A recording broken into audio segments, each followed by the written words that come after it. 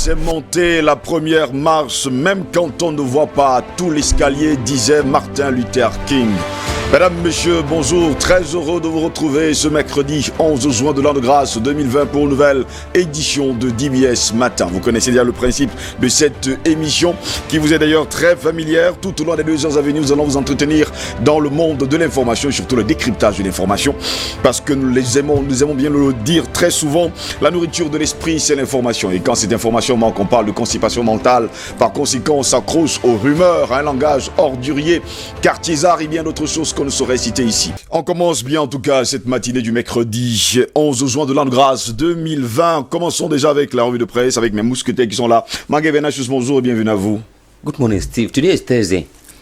C'est le jeudi. Yes, no. Là, depuis un bon bout de temps, là, je commence à me perdre. Là. And good morning to our viewers at home. Bonjour également à vous, Alain Diop. Comment allez-vous? Je vais bien, merci. Bonjour à tout le monde et bonjour également à tout le monde. Moi, j'avais un jour en arrière, là. Je pensais que nous étions mercredi. Oui, bon, absolument. Nous sommes déjà jeudi. C'est grave. Je me suis dit que peut-être vous vous intéressez maintenant au calendrier égyptien. non, pas du tout. Je pense que je me suis trompé lourdement. Ça, il faut le préciser. Messieurs, vous êtes là pour la revue de presse. L'information traitée par nos confrères de la presse écrite camerounaise, africaine et surtout internationale. La première partie en langue anglaise avec Mangue Vernatius.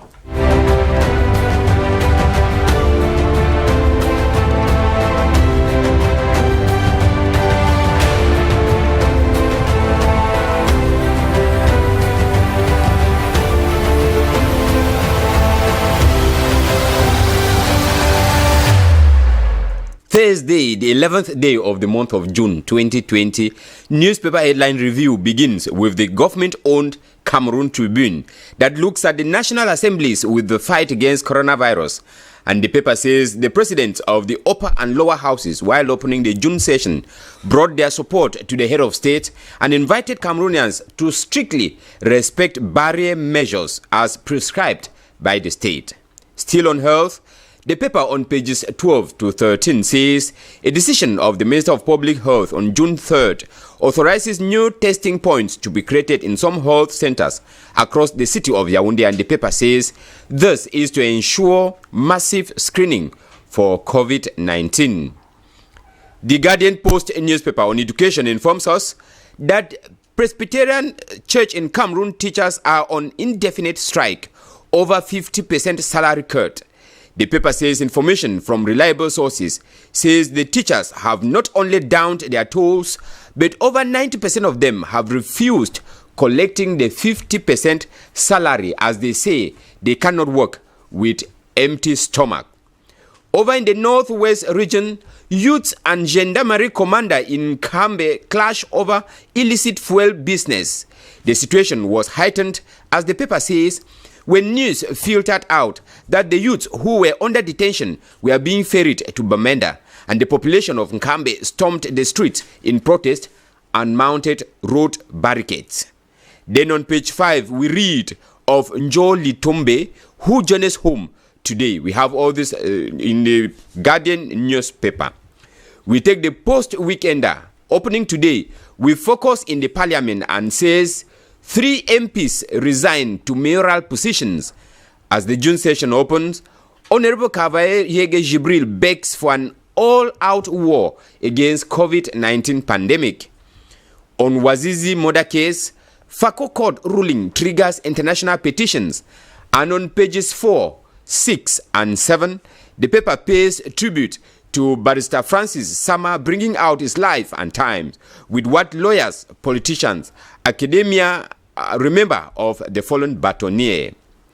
We take Mutation newspaper that looks at the management of COVID-19 corpses, pointing out, as in many other cases, the speedy nature of burial of COVID-19 corpses, as is practiced in Cameroon, is not in line with the prescriptions of the World Health Organization. And the paper on page 7 says, we have not gone anywhere with the 48-hour delay called for after death. Le Messager newspaper on COVID-19, with the opening of the June session of Parliament, the paper cites Kavaye, Odongtol, Bilibili, and Matango, and the President of the National Assembly was angry with Cameroonians who have refused to respect barrier measures put in place by government. On page 3, talking of defamation and fraud, The paper says Bia's son has been given 2 years of imprisonment, with the court of first instance in Yaoundé giving him a fine of 25 million francs CFA. We have all this story in Le Messager newspaper. Then we go out of Cameroon and we begin with the Daily Pan-African, Le Quotidien Numérique d'Afrique, with focus in Burundi talking about the death of President Pierre Nkurunziza, bringing out the achievements of a rebel leader who finally became a supreme guide. In Ghana, Ghanaians paid homage to Afro-American George Floyd, killed during a police arrest. In Nigeria, the Vanguard newspaper looks at the measures given by the World Health Organization to be put in place wherever possible to limit exposure to the COVID-19 disease. Amongst others, the paper says the organization called on all schools to create a schedule for frequent hand hygiene, especially for young children, and provide sufficient alcohol-based rub or soap and clean water at school entrances and throughout the school. Where these are not possible, the organization said the school should completely be closed. In Zimbabwe, the Herald newspaper tells us that Zimbabwe's security chiefs yesterday dismissed rumors of an imminent military coup in Zimbabwe being peddled on dubious online platforms as a desperate case of agenda setting by the opposition and disgruntled former ZANU-PF members and Western governments through their local embassies. In Rwanda, the New Times newspaper says Rwanda Utility Regulatory Authorities on March 27th issued guidelines for commercial motorcyclists as part of efforts to control the spread of COVID-19. The paper says taxi motor operators had spent more than 70 days out of service due to COVID-19 restrictions. Steve, we end with the Daily Nation newspaper in Kenya that says the Treasury will today unveil a raft of taxes to fund the 2.7 trillion shilling budget as the government tries to review the economy while keeping its lights on. Steve, these are some of the information that we could have from Cameroon and some African countries.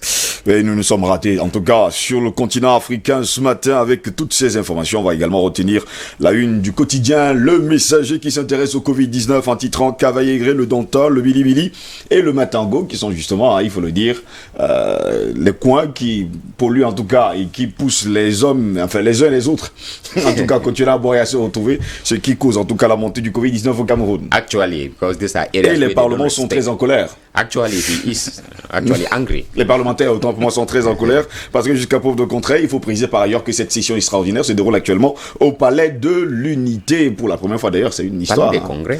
Au Palais de Congrès, ok. Palais de Congrès. Les deux parlements en plus. Les deux parlements en plus. Yes. Ça, c'est compliqué quand même. Allons-y tout de suite et maintenant avec la langue française. À la une du quotidien Cameroun Tribune, lutte contre le coronavirus, le Parlement monte au front. En effet, à l'ouverture des travaux de la deuxième session ordinaire de l'année législative en cours hier, les présidents du Sénat, Marcel Niat Ndifendi, et de l'Assemblée nationale, Cavaillé Djibril, en apportant leur appui au président de la République, ont invité les populations au strict respect des mesures éditées.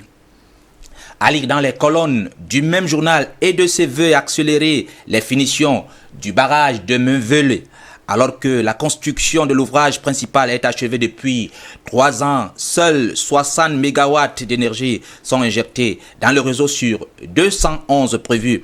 Les actions envisagées pour améliorer la capacité de production de l'ouvrage. Le Messager ne fait pas dans son ton habituel ce matin, un peu dans la satire Steve, en titrant Covid-19, Cavaillé, le Dontol, le Bilibili et le Matango. À l'ouverture des travaux de la rentrée parlementaire hier, le président de l'Assemblée nationale s'est offusqué du refus de certains Camerounais de se plier au respect des mesures barrières. Le quotidien Émergence, pour sa part, pense que Cavaillé Djibril fustige les limites gouvernementales dans la lutte contre le coronavirus. Le quotidien Mutation s'intéresse justement à la gestion des dépouilles du Covid-19 au tribunal de l'OMS. Sur bien d'aspects, l'inhumation express pratiquée au Cameroun n'est pas en phase avec les recommandations de l'Organisation mondiale de la santé. On est plus avancé avec le délai prescrit de 48 heures après le décès. Plan triennal jeune, Paul Biya réitère son appui à la jeunesse, nous renseignent nos confrères du quotidien Le Pervier. Selon le journal, le ministre d'État, secrétaire général à la présidente de la République, Ferdinand Ngongo, a saisi par écrit le ministre de la Jeunesse et de l'Éducation physique pour lui signaler que l'enveloppe destinée au financement des projets des jeunes dans le cadre du PTS Jeunes, initialement prescrit dans le budget 2020 du MINJEC, va être maintenue à la somme de 6 milliards de francs CFA. La même information est traitée par le quotidien de l'économie qui parle justement du budget du plan triennal spécial jeunes sauvés de justesse, alors que l'enveloppe destinée au financement des projets des jeunes avait été déjà suspendue dans le cadre du collectif budgétaire et notifiée au ministère de la Jeunesse. La suite, c'est avec le financier d'Afrique qui parle justement du financement du terrorisme et les risques de blanchiment qui planent sur les fonds de Covid-19, vente fictive du matériel sanitaire, risque de non-conformité du matériel commandé, faux ordre de virement, fraude à l'appel aux dons, fraude justement par les détournements du dispositif de prêt garanti par l'État sont quelques pistes d'escroquerie dénoncées par Trafin. La suite, c'est le Gabon avec justement le journal L'Union qui nous apprend que Abba Minko, 10 ans de prison. Selon le journal gabonais, les juges de la cour criminelle spécialisée n'ont goûté qu'à moitié au canular politique servi par l'ancien candidat à la présidentielle Roland Désiré Abba Minko, l'acquittant tout de même de plusieurs crimes. Verdict final, 10 ans de réclusion, dont 5 avec sursis, à mi-chemin entre la perpétuité requise par le parquet général et l'acquittement plaidé par son conseil. Au Congo, les dépêches de Brazzaville indiquent que bientôt le dépistage en masse dans ce pays. En croire dans le journal congolais, la Chine vient d'offrir au pays des lots de produits contre la pandémie du coronavirus constitués essentiellement des réactifs, masques, d'intrants et d'autres matériaux susceptibles de renforcer la stratégie de riposte à la Covid-19. En R de Congo, le courrier de Kinshasa nous renseigne qu'à l'Assemblée nationale, c'est Patricia Seya Moulela pour remplacer Jean-Marc Kaboult, secrétaire national à la solidarité et à l'action humanitaire à l'Union pour la démocratie et le progrès social, l'UDPS. Cette juriste de formation est présentée comme candidate du consensus désignée par le président de la République en tant qu'autorité morale du parti au poste de premier vice-président de la Chambre basse en remplacement de Jean-Marc Kaboult. On termine ce matin avec la Côte d'Ivoire, le journal Fraternité Matin qui parle justement du Conseil de ministres, programme social, l'état d'exécution justement du 31 mars présenté, ce qui a été fait dans les secteurs de l'électricité, de l'eau potable, de la santé et de l'emploi jeune. Si nous n'aurons pas les journaux français jusqu'à l'heure, ils n'ont pas encore paru. Voilà donc les différents sujets traités par la presse. En tout cas, merci pour toutes ces informations, messieurs. Je rappelle également, il faut préciser par ailleurs que le palais de verre d'Ongwa est actuellement en réflexion. Ça, il faut que vous le sachiez déjà. Absolument. Et que les députés se retrouvent plutôt au palais de l'unité. Justement, c'est là le problème actuellement. Voilà où le problème est né du gré à gré, parce qu'on disait que les députés vont se retrouver justement pour trouver une solution pour un vice-président. Alors, ne vous inquiétez surtout pas. Messieurs, jusqu'à preuve de contraire, il faut commencer par le Guardian Post qui nous fait savoir d'ailleurs, il faut le préciser, que les instituteurs sont en colère. Ça, il faut le préciser. Les enseignants. Oui, les enseignants. Teachers oui, from the You know, anyway, les enseignants, allez-y. Teachers from the Presbyterian Church in Cameroon, you know, the paper tells us that they are on an indefinite strike. Remember when this coronavirus pandemic started, the Presbyterian Church decided to slash their salaries into 50%.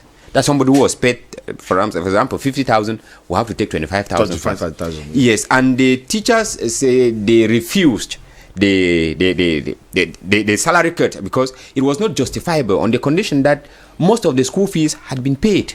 So they don't see any reason why they should cut the salary, and that's why they are going into an indefinite strike. And the paper indicates that over 90% of the teachers have refused to collect the 50% salary.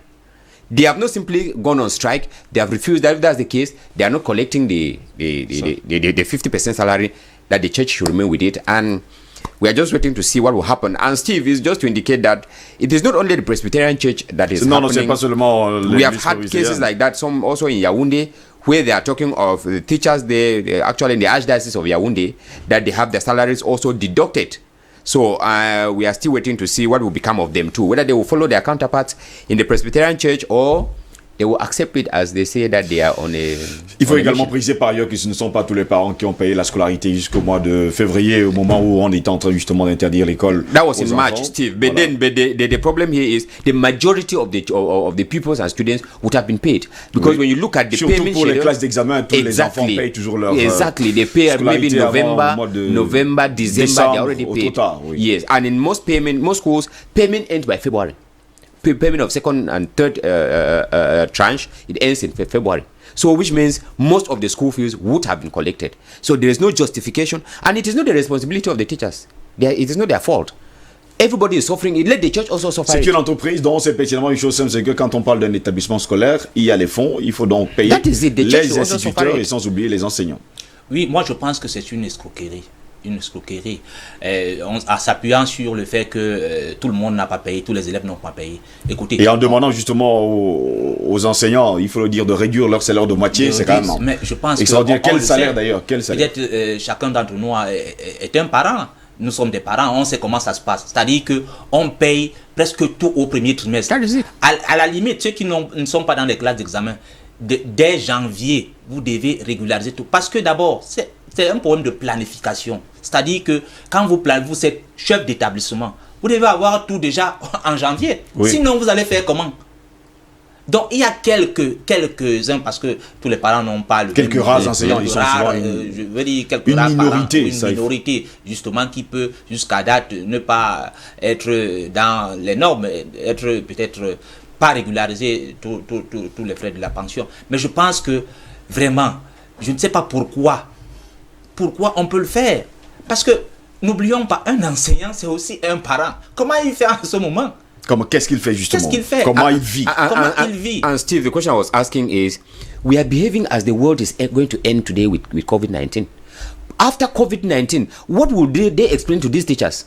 Okay, come, we start paying you again. We don't treat people as if they are just anything you just take. The church should suffer it. Oui, mais they should also la majeure partie des établissements privés ont ce problème ces derniers temps. Ce n'est pas seulement le problème. Parce que les gens veulent agiter le Covid-19, que c'est ça qui fait problème. Par contre, on le sait que c'est toujours cela. C'est-à-dire que il y a certains enseignants, d'ailleurs, que ce soit chez les catholiques, chez les protestants, mais on ne paye pas le privé, en tout cas laïque. Mais certains privés laïcs, je parle des congrégations là. Je parle parce que là, il s'agit quand même de gens qui ont une certaine moralité. Mais on se rend compte qu'on ne paye pas les gens pendant les congés, pendant les vacances, non. Par contre, ailleurs... Je vous rappelle qu'il y a certains qui n'ont même pas 10 mois de contrat. Dans certaines écoles privées laïques, pas confessionnelles, on paye. Même pendant les vacances, on paye. Par contre, chez eux, il est très rare de trouver... Alors que ce sont des personnalités morales qu'on distingue parmi nous. Donc, je crois que c'est un problème, je ne sais pas, il faut que les gens comprennent. Je pose une question à messieurs, vous êtes là, on est en train d'en parler, avant que le débat n'entre justement. Il y a un autre problème quand même qui se pose. Les parents qui ont payé déjà leur scolarité entièrement et totalement depuis le mois de janvier dernier, qu'est-ce qu'on fait? That is the worry. Children of intermediary classes now. Je veux bien savoir qu'est-ce qu'on fait d'eux, parce que jusqu'à preuve de contraire, les enfants n'ont pas encore reçu les bulletins. Qu'est-ce qu'on fait d'eux? Eux qui ont payé et que les enfants n'ont pas fait justement les 9 mois de classe. Steve, they will be at home. Jusqu'à preuve de contraire, monsieur, on a 3 mois de classe. They will be at home for 6 months because they are going to reopen in October. So they will be at home for 6 months. What will happen to that school fee? Because if the schools have to complain that they did not, that is the point. That is the point.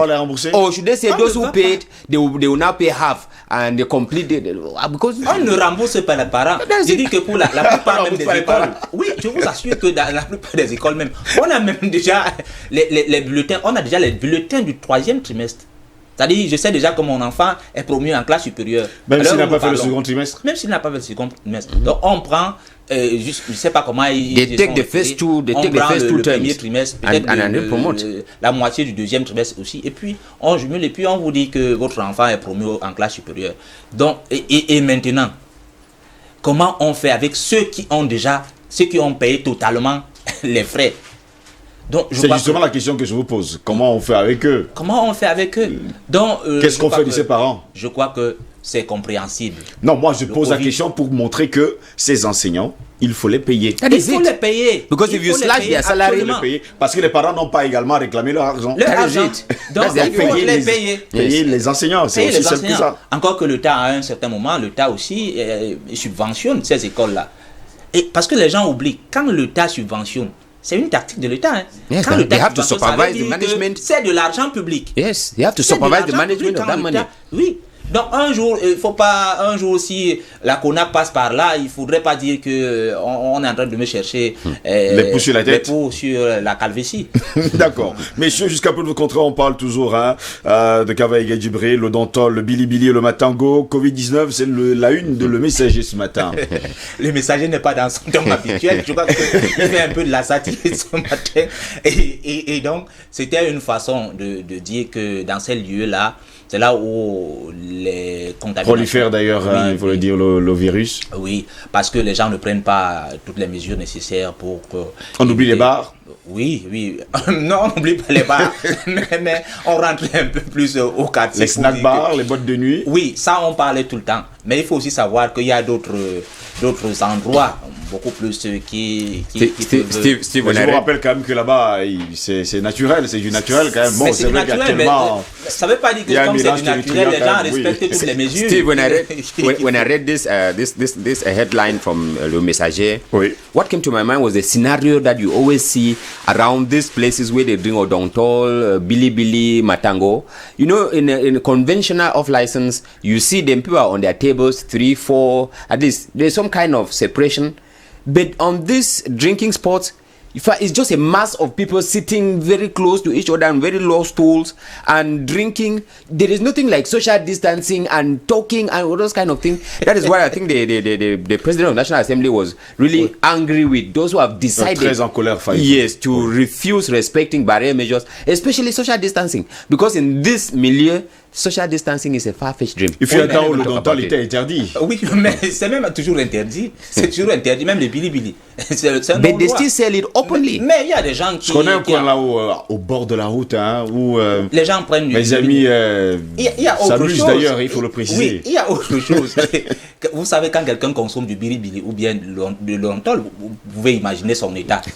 Donc, ça veut dire que lui n'est pas dans votre monde. Yes. Il ne sait pas ce qu'on appelle respecter les mesures barrières, alors qu'il est exposé à la maladie. Donc c'est de ça que justement le quotidien Le Messager en parle ce matin. Mutation également s'intéresse, il faut le dire, à la gestion des dépôts du Covid-19 et nous parle d'aller au tribunal de l'OMS.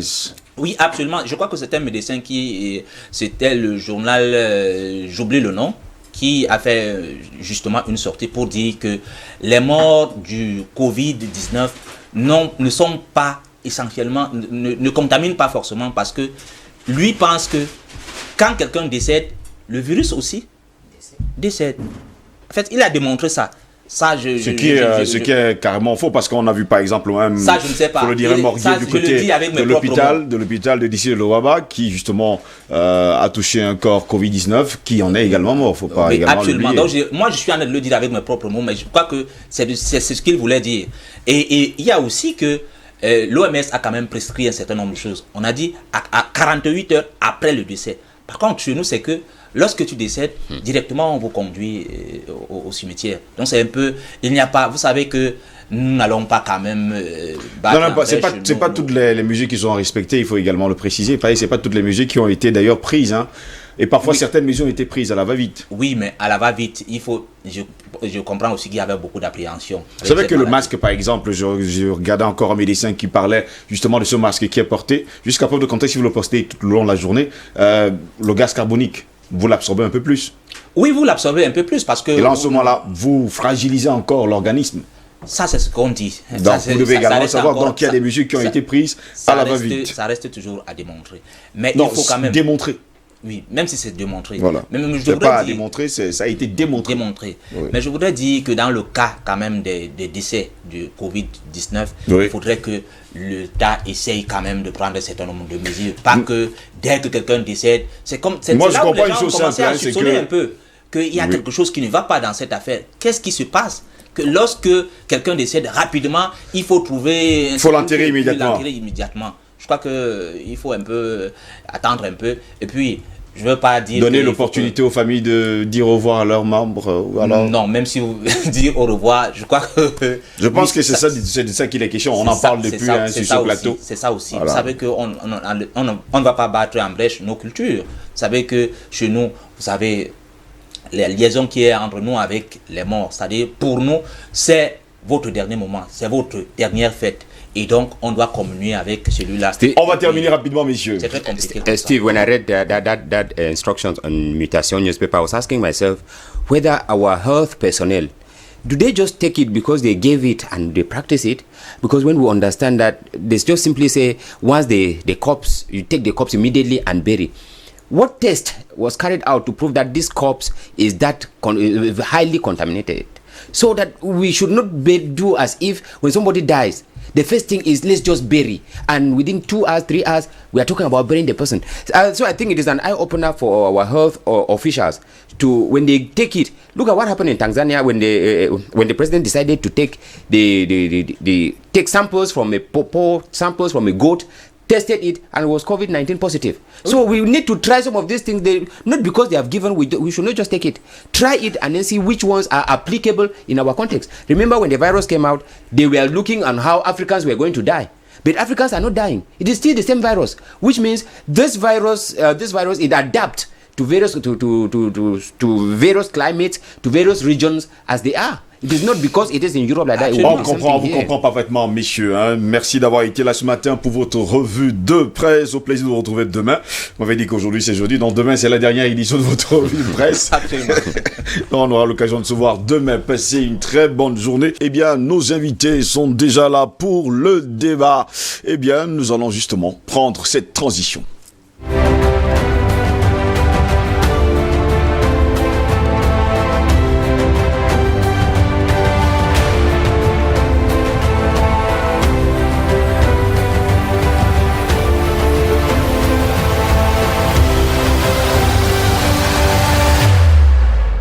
C'est le débat déjà ce matin. Paul Ken qui vient d'arriver. Bonjour et bienvenue à vous. Bonjour Monsieur Nkos, bonjour à tous vos chers téléspectateurs, à mes co-panélistes que je vais découvrir ici présents. Je salue toute l'équipe technique qui assure la production de cette émission. Merci en tout cas d'être là ce matin. André Christelle Fanga, bonjour et bienvenue à vous. Bonjour Monsieur Josselangos, bonjour déjà au premier panéliste que vous avez présenté et bonjour à toute la galaxie de DBS, que ce soit technicien, journaliste, directeur et tout, même le promoteur lui-même de cette chaîne. Donc je dis bonjour à tous les Camerounais et à toute l'Afrique qui nous regarde. Et le professeur Assoumou Jules est également là ce matin. Bonjour et bienvenue à vous. Bonjour Monsieur Ngos, bonjour à mes amis qui vont partager ce moment convivial avec moi sur ce plateau ce matin. Et bonjour à vos nombreux téléspectateurs qui nous suivent tous les matins.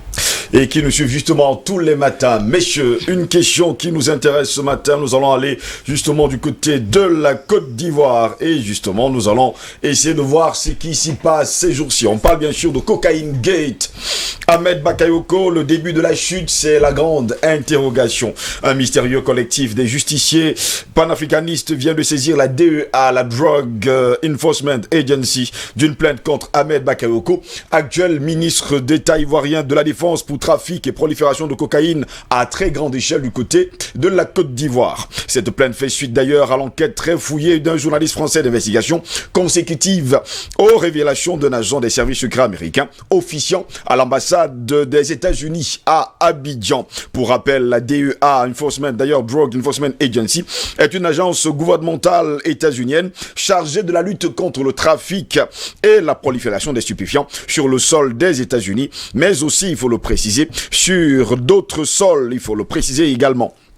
Et bien susceptible d'avoir le moins d'impact direct ou collatéral, de loin ou de près, sur les citoyens du pays de l'oncle Sam, qui, selon toutes les statistiques, sont les plus grands consommateurs mondiaux de cocaïne. Pour mémoire, cette agence est à l'origine de la capture de l'ancien président panaméen Manuel Noriega et de son transfèrement vers les États-Unis, mais aussi de la redoutable traque contre le tristement célèbre colombien Pablo Escobar. Comment va réagir le président ivoirien Alassane Dramane Ouattara, qui, on le sait, ne déteste rien moins que déplaire à ses maîtres occidentaux, dont il connaît par cœur et redoute, comme la peste noire, les procédés quand ils veulent tout. Et surtout, vous débarquez.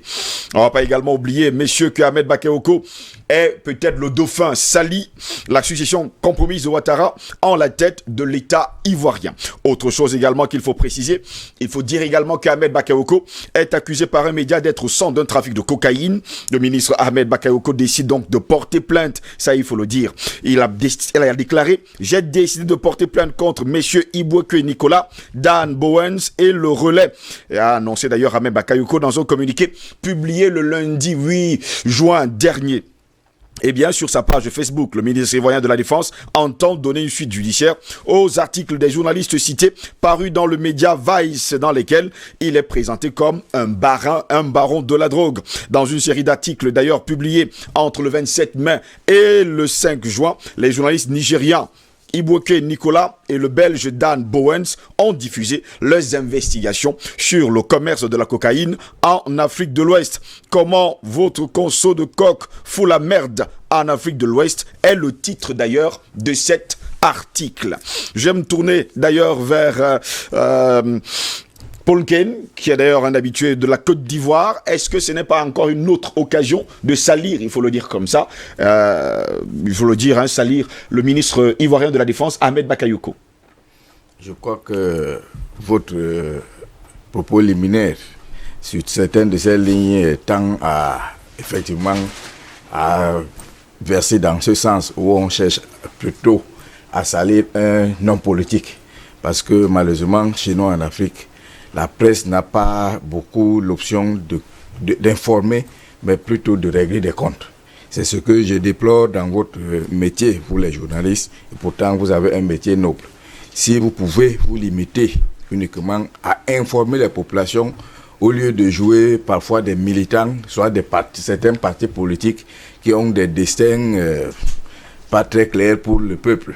Je souhaiterais vraiment que ces journalistes qui me semble-t-il sont en train de militer pour un objectif bien clair, parce que nous sommes à quelques mois d'une élection présidentielle dans ce pays. Du côté justement de la Côte d'Ivoire. On sait qui est en faveur du régime en place, surtout quand on est ministre.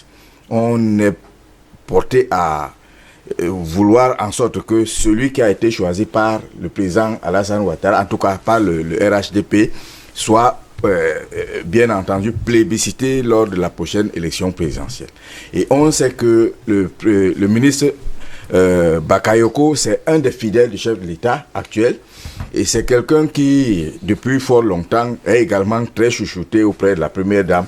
Donc il faut d'abord abattre la première garde du chef de l'État afin de pouvoir peut-être espérer changer les donnes sur l'échiquier politique lors de la prochaine élection. Mais croyez-moi, je pense que le métier de journaliste, quand on apporte ce genre d'allégations, il faut également des preuves. Me semble-t-il, à l'heure où nous parlons, il n'y a que beaucoup de bruit, mais très peu de preuves palpables. Justement, très peu de preuves palpables. André Christelle Fanga, jusqu'à preuve de contraire, on ne va pas également oublier qu'Alassane Dramane Ouattara avait choisi son dauphin en la personne de Gon Coulibaly. Gon Coulibaly qui est actuellement malade. Et la personne qui devait justement remplacer Gon Coulibaly, c'est Ahmed Bakayoko. Seulement, depuis le 25 mai dernier, cet article est arrivé. Et bien, cet article précise d'ailleurs que votre dose de coke fout la merde. C'était d'ailleurs le titre de l'article de ces journalistes. Merci Jocelyn Ngos. Laissez-moi un peu de temps pour essayer de développer quelque chose de très important. Quand ce groupe de personnes arrive au pouvoir, ils ne sont pas arrivés de manière régulière, c'est-à-dire par une élection crédible. Ça veut dire quoi? Depuis 2002, ils sont à la tête d'une rébellion armée en Côte d'Ivoire. c'est-à-dire M. Guillaume Kimbafori Soro Guillaume, M. Alassane Dramane Ouattara, M. Ahmed Bakayoko et toutes ces comparses-là sont à la tête d'une rébellion. De 2003, et d'ailleurs même dans le gouvernement de réconciliation nationale fait par le président Laurent Koudou-Gbagbo, M. Guillaume Soro exige que M. Ahmed Bakayoko doit être ministre de la communication de ce gouvernement. Et il entre dans ce gouvernement. Donc, vous comprenez que des gens qui ont été à la tête d'une rébellion ne peuvent pas être des saints. Parce qu'aujourd'hui, on essaie de vouloir nous dire que non, c'est des saints qui sont arrivés au pouvoir. Quand vous regardez cette démarche aujourd'hui, vous comprenez qu'en réalité, c'est des gens qui sont dans une logique qui est peu orthodoxe dans le système politique. Et quand nous regardons aujourd'hui, nous pensons qu'en politique, ou bien pour réussir, ou bien à la conquête d'un pouvoir, on met des technostructures en place. Des technostructures spirituelles, des technostructures politiques, des technostructures financières. Et je pense que dans cette logique, en analysant cela, nous regardons la technostructure qui a amené le groupe que nous sommes en train de parler aujourd'hui au pouvoir. Et il y a deux choses qui ressortent. Premièrement, il y a une technostructure financière qui a été mise en place. Parce que contenir une rébellion, ou bien travailler avec une rébellion pendant plus de 10 ans, c'est quand même, il faut avoir une technostructure financière assez importante. Et financer une rébellion n'est pas une affaire de cacahuètes. Vous n'êtes pas un vendeur de cacahuètes pour avoir l'argent pour financer une rébellion. C'est beaucoup d'argent. Donc, vous comprenez que tous les moyens sont bons pour quand ils sont efficaces, oui. pour arriver à la conquête du pouvoir. Alors, si ces gens qu'on accuse aujourd'hui de trafic de drogue, alors on fait l'historique, on peut dire, on peut voir maintenant la traçabilité d'où venait l'argent du financement de cette élection ou bien de cette rébellion. Maintenant que c'est clair et c'est opposé aujourd'hui, parce que la DEA ne s'intéresse pas à un sujet qui n'est pas déjà, les enquêtes ne sont pas en avance. Et d'ailleurs, ce n'est pas, vous savez que la plupart des premiers secrétaires, deuxièmes secrétaires chargés des affaires culturelles dans les ambassades ne sont pas seulement là pour la culture. La plupart, c'est des agents de renseignement. Parfois, c'est des commissaires. Parfois, c'est des colonels de l'armée qui occupent ces fonctions-là. Donc, quand un haut responsable américain de l'ambassade américaine en Côte d'Ivoire fait un témoignage, mais écoutez, ça veut dire que c'est déjà plus que sérieux. Quand vous avez tout le processus et quand vous lisez l'article qui a été fait, on n'est pas dans les suppositions, on est dans des faits.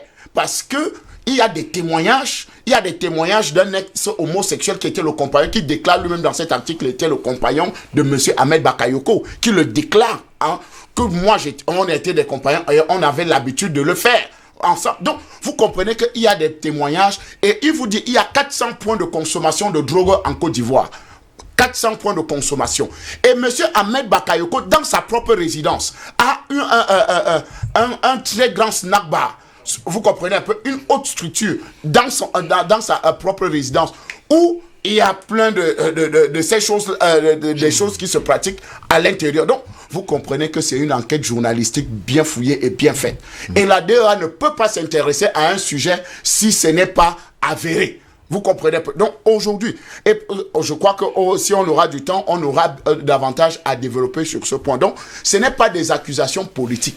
C'est des accusations. Et quand vous regardez un fait arriver dans un programme politique bien défini ou bien avec ce qui est en train d'arriver en Côte d'Ivoire, vous comprenez qu'en réalité, on est en train de se laminer. On est en train de se laminer. Pourquoi? Parce que les différents dauphins sont en train de s'éliminer.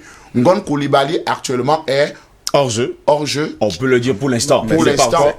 Vous êtes vraiment... Non, je pose la question. Il est malade. Oui, il est malade. Vous êtes très malade. Vous n'êtes pas son médecin pour le dire. Écoutez, nous disons ce que... Je pose la question. Nous racontons les faits. Les faits, c'est que actuellement, M. Ngon Coulibaly est malade, hospitalisé en France. Celui qui le remplace directement, c'est-à-dire celui qui assure l'intérim de Premier ministre actuel de la Côte d'Ivoire s'appelle Ahmed Bakayoko. Accumulativement avec ses fonctions de ministre d'État et ministre de la Défense. Donc, vous comprenez qu'en réalité, c'est lui immédiat. Donc, c'est lui le candidat. Non, on n'a pas dit que c'est lui le candidat. Est-ce que, M. Paul Ken, souffrez de comprendre que ce que vous supportez ne sont pas des enfants de cœur. Ils sont prêts à tout pour arriver au pouvoir. Et on l'a vu. comment ils ont fait pour arriver Donc au pour pouvoir vous, jusqu'à preuve aujourd'hui. de contraire, il faut éliminer Ahmed Bakayoko. Mais bien sûr, c'est un dauphin. Vous avez vu, on a éliminé Guillaume Soro avec les mandats, les poursuites et tout le reste. Donc, il est déjà dans son coin. Donc, un dauphin déjà éliminé. On a éliminé Ongon Koulibaly. On ne sait pas si c'est réellement une maladie normale ou bien c'est un empoisonnement comme ils ont l'habitude de faire en Côte d'Ivoire. Si c'est autre chose. Bon, donc, ça, c'est vous qui le dites. Mais je le dis avec des preuves. Est-ce que vous savez, je ne viens pas dans votre plateau pour faire de la blague. Oui. Je viens dire et j'assume mes propos. Parce que je sais ce que je dis. Parce que commencer à accuser des journalistes pour dire que non, c'est des suppositions, c'est des trucs hasardeux. Mais non. Avant de sortir un article, nous fouillons. Nous faisons des enquêtes. Vous comprenez un peu? Oui. Aujourd'hui, si vous mettez ce sujet à débat, c'est parce que justement, c'est un sujet important. Important. Très Alors, important. c'est vous dire que non, il ne fallait même pas mettre ça en débat. Donc, vous comprenez que c'est un sujet tellement important, et pas seulement pour nous, les Africains, même pour les États-Unis. Parce que quand on va aller plus loin, pourquoi la Côte d'Ivoire va faire les permis de conduire en Colombie, dans le territoire de Pablo Escobar? Les permis sont parce qu'en réalité, c'est un moyen de transport qui permet, on dit non, on est venu porter les permis de conduire que nous avons imprimés ici. Oui. Et on profite. C'est d'ailleurs une histoire qui a fait grand débat du côté de la Côte d'Ivoire. Donc voilà mon premier jet dans cette histoire. Premier jet dans cette histoire. Professeur Assoumou, on sait également qu'en politique, tous les coups sont permis. Oui, en politique, tous les coups sont permis, vous le dites. Hein. Et il faut le savoir, je crois que tout le monde ici a lu Jean-Paul Sartre, les mains sales. Les mains sales, oui. Voilà, on se salit les mains Facilement en jusqu'au politique. cou, donc les trempes dans la merde On les et appelle. le sang. Je commencerai par dire que la Côte d'Ivoire, c'est un gâchis, parce que l'héritage du Fouet n'a pas été valorisé, pour dire le moins. Et je dirais également qu'aujourd'hui, nous assistons à un véritable film western. Vous savez, les films western, hein, au départ, il y a des associés. Et à la fin, hein, ces associés s'entretuent. Parce qu'une association de malfaiteurs, c'est très difficile qu'au moment du partage du butin, hein, Oui. qu'on s'entende. Donc, bon, vous parlez d'une enquête. Moi, j'ai dit pourquoi maintenant? Exactement. Est-ce que le trafic de drogue a commencé aujourd'hui? Ce trafic de drogue, je crois qu'il y a des éléments qui montrent qu'il a commencé, hein, comme l'a dit tout à l'heure M. Fanga, hein, depuis la rébellion et peut-être même avant cette fameuse rébellion. Pourquoi est-ce qu'il n'y a pas eu des enquêtes en ce moment-là? Et ce que je retiens, c'est pas facile d'être dauphin, surtout en Côte d'Ivoire aujourd'hui. Quand le président Biya, hein, on passe cet extrait tous les jours, où il dit, mais le dauphin, le mot, voilà. C'est pas facile d'être dauphin. Hein. Il a même demandé hein, pour voilà. le dauphin pour faire quoi? Pour faire la quoi? Démocratie. Oui, mais nous savons que c'est également une pratique que nous observons hein, par-ci, par-là. Alors, vous avez parlé de Soro, vous savez ce qui est arrivé à Soro. Vous avez parlé de M. Koulibaly. Oui. Bon, on ne peut pas dire que M. Koulibaly a été victime, je ne sais pas moi, d'un empoisonnement ou de quoi que ce soit, il est malade. Mais c'est quand même curieux, hein, drôle de coïncidence. Et puis aujourd'hui, c'est M. Bakayoko qui est, n'est-ce pas, vilipendé. Oui, la thèse du complot, j'aime pas trop cette thèse. Mais il y a des choses suffisamment évidentes hein, qui montrent que des coïncidences un tout petit peu bizarres amènent à se poser des questions. Pourquoi cette enquête? Pourquoi maintenant, à la veille des élections? Moi, je me pose des questions. Et c'est une enquête qui vient d'où? Là aussi, il faut se poser des questions parce que nous savons les relations que nous avons avec ces grandes puissances oui. Voilà, qui veulent contrôler le monde, qui contrôlent le monde, qui veulent continuer à contrôler le monde. Ce n'est pas évident du tout parce que ils font et défont les chefs d'État, ils font et défont les gouvernements. Aujourd'hui, est-ce que c'est pas ce qui est en train de se passer en Côte d'Ivoire pour dire Bon, voilà, il faut éliminer les mauvais candidats et peut-être préparer un bon candidat. On ne peut pas également oublier, professeur Assoumou, que c'est Vice Media. Il faut le dire, Vice Media, c'est une structure canadienne, ça il faut le préciser, un journal canadien, qui a justement utilisé les deux journalistes, l'un qui est bien sûr nigérian et l'autre qui est suédois. Messieurs, on va toujours rester dans le sillage. On parle d'aujourd'hui de Bakayoko comme étant le baron de la drogue du côté de la Côte d'Ivoire. Mais on sait également qu'il n'était pas en odeur de sainteté avec Alassane Dramane Ouattara. Monsieur Bakayoko? Oui. Avant de revenir sur ce point, je voudrais revenir sur une déclaration que M. Fanga a faite ici, oui, comme quoi Alassane Ouattara a été le financier de la rébellion. Il a été démontré plus d'une fois déjà, oui, notamment par un certain Sanogo, que la rébellion a été financée par le président Kadhafi. Et l'argent a transité par les mains du président Compaoré, qui a été déchu. Donc Alassane Ouattara n'a jamais participer à cette rébellion, malheureusement, qu'on lui a attribué. Ça, c'est un fait que je tenais à relever. Deuxième chose, concernant le ministre Bakayoko. Le ministre Bakayoko n'est pas en état de perte de crédibilité auprès du président Ouattara. Ça, c'est des affabulations que les gens fabriquent pour essayer de déstabiliser. Oui, tout à fait. Mais je tiens à remercier l'analyse de M. Assoumou, qui est beaucoup plus, je peux dire, intellectuel, parce que à 7 heures, personne ne peut vraiment trancher de manière claire pour dire voilà le responsable de la déstabilisation. Toutefois, je vous ai toujours parlé ici des élites de l'ombre. Un pays comme la Côte d'Ivoire a beaucoup de ressources. Vous pensez que quand on parle des conférences de donateurs, ceux qui viennent donner leur argent, ils viennent parce que c'est la Côte d'Ivoire qui les intéresse, mais il y a des calculs. Et à l'approche d'une nouvelle élection présidentielle, ceux qui ont financé ce pays-là pendant les reconstructions se posent des questions. Est-ce que j'aurai encore la main mise sur tel terrain d'activité économique? D'où la publication de ce genre de rapport, pour essayer de tirer les ficelles dans l'ombre. Et quand on parle d'un homme politique, M. Fanga, il n'y a aucun homme politique qui ait les mains propres. Quand on parle de politique, ça voudrait dire que vous avez... Quand vous êtes d'accord avec mais bien sûr, on ne fait pas la qui a souligné d'ailleurs les mains sales de Jean-Paul Sartre. Tout homme politique a les mains sales. Je le dis ici. Il n'y a aucun homme politique qui puisse me dire qu'il a les mains propres. Ça n'existe pas. Certes, il y a quelques-uns qui ont un peu d'éthique, mais tous les hommes politiques, ils n'ont pas de sentiments. Donc, quand venir dire ici que ceux qui sont arrivés au pouvoir, même ceux qui étaient là, étaient-ils propres? Non.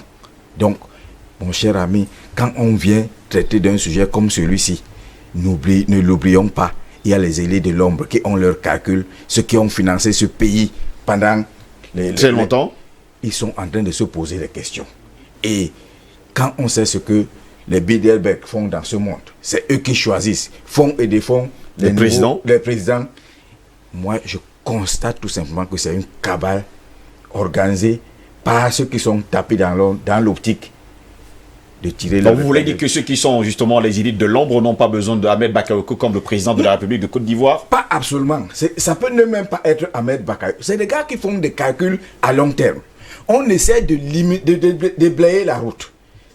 Est-ce que vous avez vu ce qui s'est passé avec François Fillon lors de l'élection de Macron? Oui. Il y a un certain Sénégalais d'origine libanaise qui a offert des costumes à François Fillon et il a gardé la facture. Il est parti donner à la presse. C'était pour éliminer qui? C'était pour éliminer un concurrent sérieux qui était François Fillon pour que Macron ait la voie complètement libre. Donc c'est des calculs qui sont faits. Et dans ce cas d'Ahmed Bakayoko, qui doit avoir justement la voie libre pour aller à l'élection présidentielle en principe, de cette année, si jamais élection il y aura? Il faut affaiblir le RHDP pour que ceux qui sont en train d'espérer revenir au pouvoir, parce qu'il y a des gens comme le vieux de 86 ans qui pensent que c'est le moment pour lui de prendre sa revanche. Le vieux de 86 ans, c'est qui? C'est le vieux Bédier. on sait ce qui se passe. Il faut bien dire les choses. En politique, il n'y a pas d'enfant de cœur. Oui. Tous les coups sont permis. Même Soro, qui est, semble-t-il, hors jeu, c'est gens qui militent pour lui, pour que peut-être, en affaiblissant Bakayoko, que lui revienne en odeur de sainteté. Parce qu'il y a des négociations. J'ai appris qu'il y a des gens qui vont voir le président Ouattara et lui dire que vraiment, il faut une réconciliation entre ton fils et toi. Ça se fait actuellement. Les conférences qui se tiennent dans la nuit, vous ne les connaissez pas. Vous ne savez pas qui entre chez Bakayoko pour donner quel message, chez Guillaume Soro pour proposer telle négociation. C'est un monde complètement différent. Ici, il n'y a pas de mathématiques où on peut trouver 1 + 1 = 2. Non. En politique, ça ne fonctionne pas comme ça. André Kisef-Fanga, jusqu'à preuve de contraire, on ne va pas également oublier de rappeler à nos téléspectateurs que Laurent Koudou-Bagbo et Charles Blé Goudé ont été à la limite libérés parce qu'ils peuvent maintenant aller dans les 123 pays qui ont d'ailleurs signé, il faut le dire, le traité de Rome. Le traité de Rome. Aujourd'hui, on se pose des questions. Vont-ils rentrer en Côte d'Ivoire? Est-ce encore une autre occasion de créer encore des problèmes au sein même de la Côte d'Ivoire? J'ai commencé à vous expliquer les différentes structures pour la conquête d'un pouvoir, la technostructure spirituelle, la technostructure politique et la technostructure financière. Et donc, que ça soit d'abord la technostructure spirituelle, c'est-à-dire elle peut être positive, c'est-à-dire avec Dieu, ou bien satanique. Vous comprenez un peu. Et je voudrais vous dire, en Côte d'Ivoire actuellement, M. Ahmed Bakayoko est le grand maître de la franc-maçonnerie. Donc c'est une technostructure spirituelle qui est très importante. Et vous conseillez ce que ça conduit. À quoi ça conduit. Maintenant, Paul King dit non, les hommes politiques ont les mains sales et tout. Et pourquoi il dit que Ahmed Bakayoko ne fait pas le trafic de drogue? C'est aussi simple que ça. S'il dit que tous les hommes politiques ne sont pas blancs comme neige, donc une accusation pareille ne peut pas sortir du chapeau d'Ali Baba. Donc, vous comprenez qu'en réalité, il y a un problème plus profond que ça. Et dire aujourd'hui que M. Alassane Dramane Ouattara n'était pas le financier de la rébellion, le principal, c'est-à-dire le porte-parole, c'est-à-dire l'initiateur, ou bien celui qui a conduit les troupes de la rébellion en Côte d'Ivoire, c'est-à-dire quitter du Burkina Faso jusqu'à prendre le pouvoir en Côte d'Ivoire, a dit à Mondio Vision, aux Ivoiriens, si je n'avais pas pris les armes, M. Ouattara ne serait pas président de Côte d'Ivoire. Ça, c'est Guillaume Kimbafori Soro Guillaume qui le dit. Il y a une déclaration en fait, publique. Là, c'est une déclaration. Écoutez, M. Paul King, vous êtes venu défendre vos amis. Mais nous sommes ici pour dire la vérité aux Africains. Il ne vous a pas dit qu'il défendait des amis, ça c'est vous qui le dites. Parce que vouloir prendre une position comme celle-là, que je suis l'ami. Mais tu es l'ami de ces gens. Vous êtes l'ami de qui? Je ne suis l'ami de personne, je suis l'ami de la vérité. Ah bon? Et la vérité, c'est que... Qui vous a donné ce titre? La vérité, c'est que Guillaume Kimbafori Soro Guillaume l'a déclaré. Si je n'avais pas pris les armes, ce monsieur qui se prévaut, aujourd'hui président de Côte d'Ivoire, ne serait jamais président. C'est faux. Preuve à l'appui.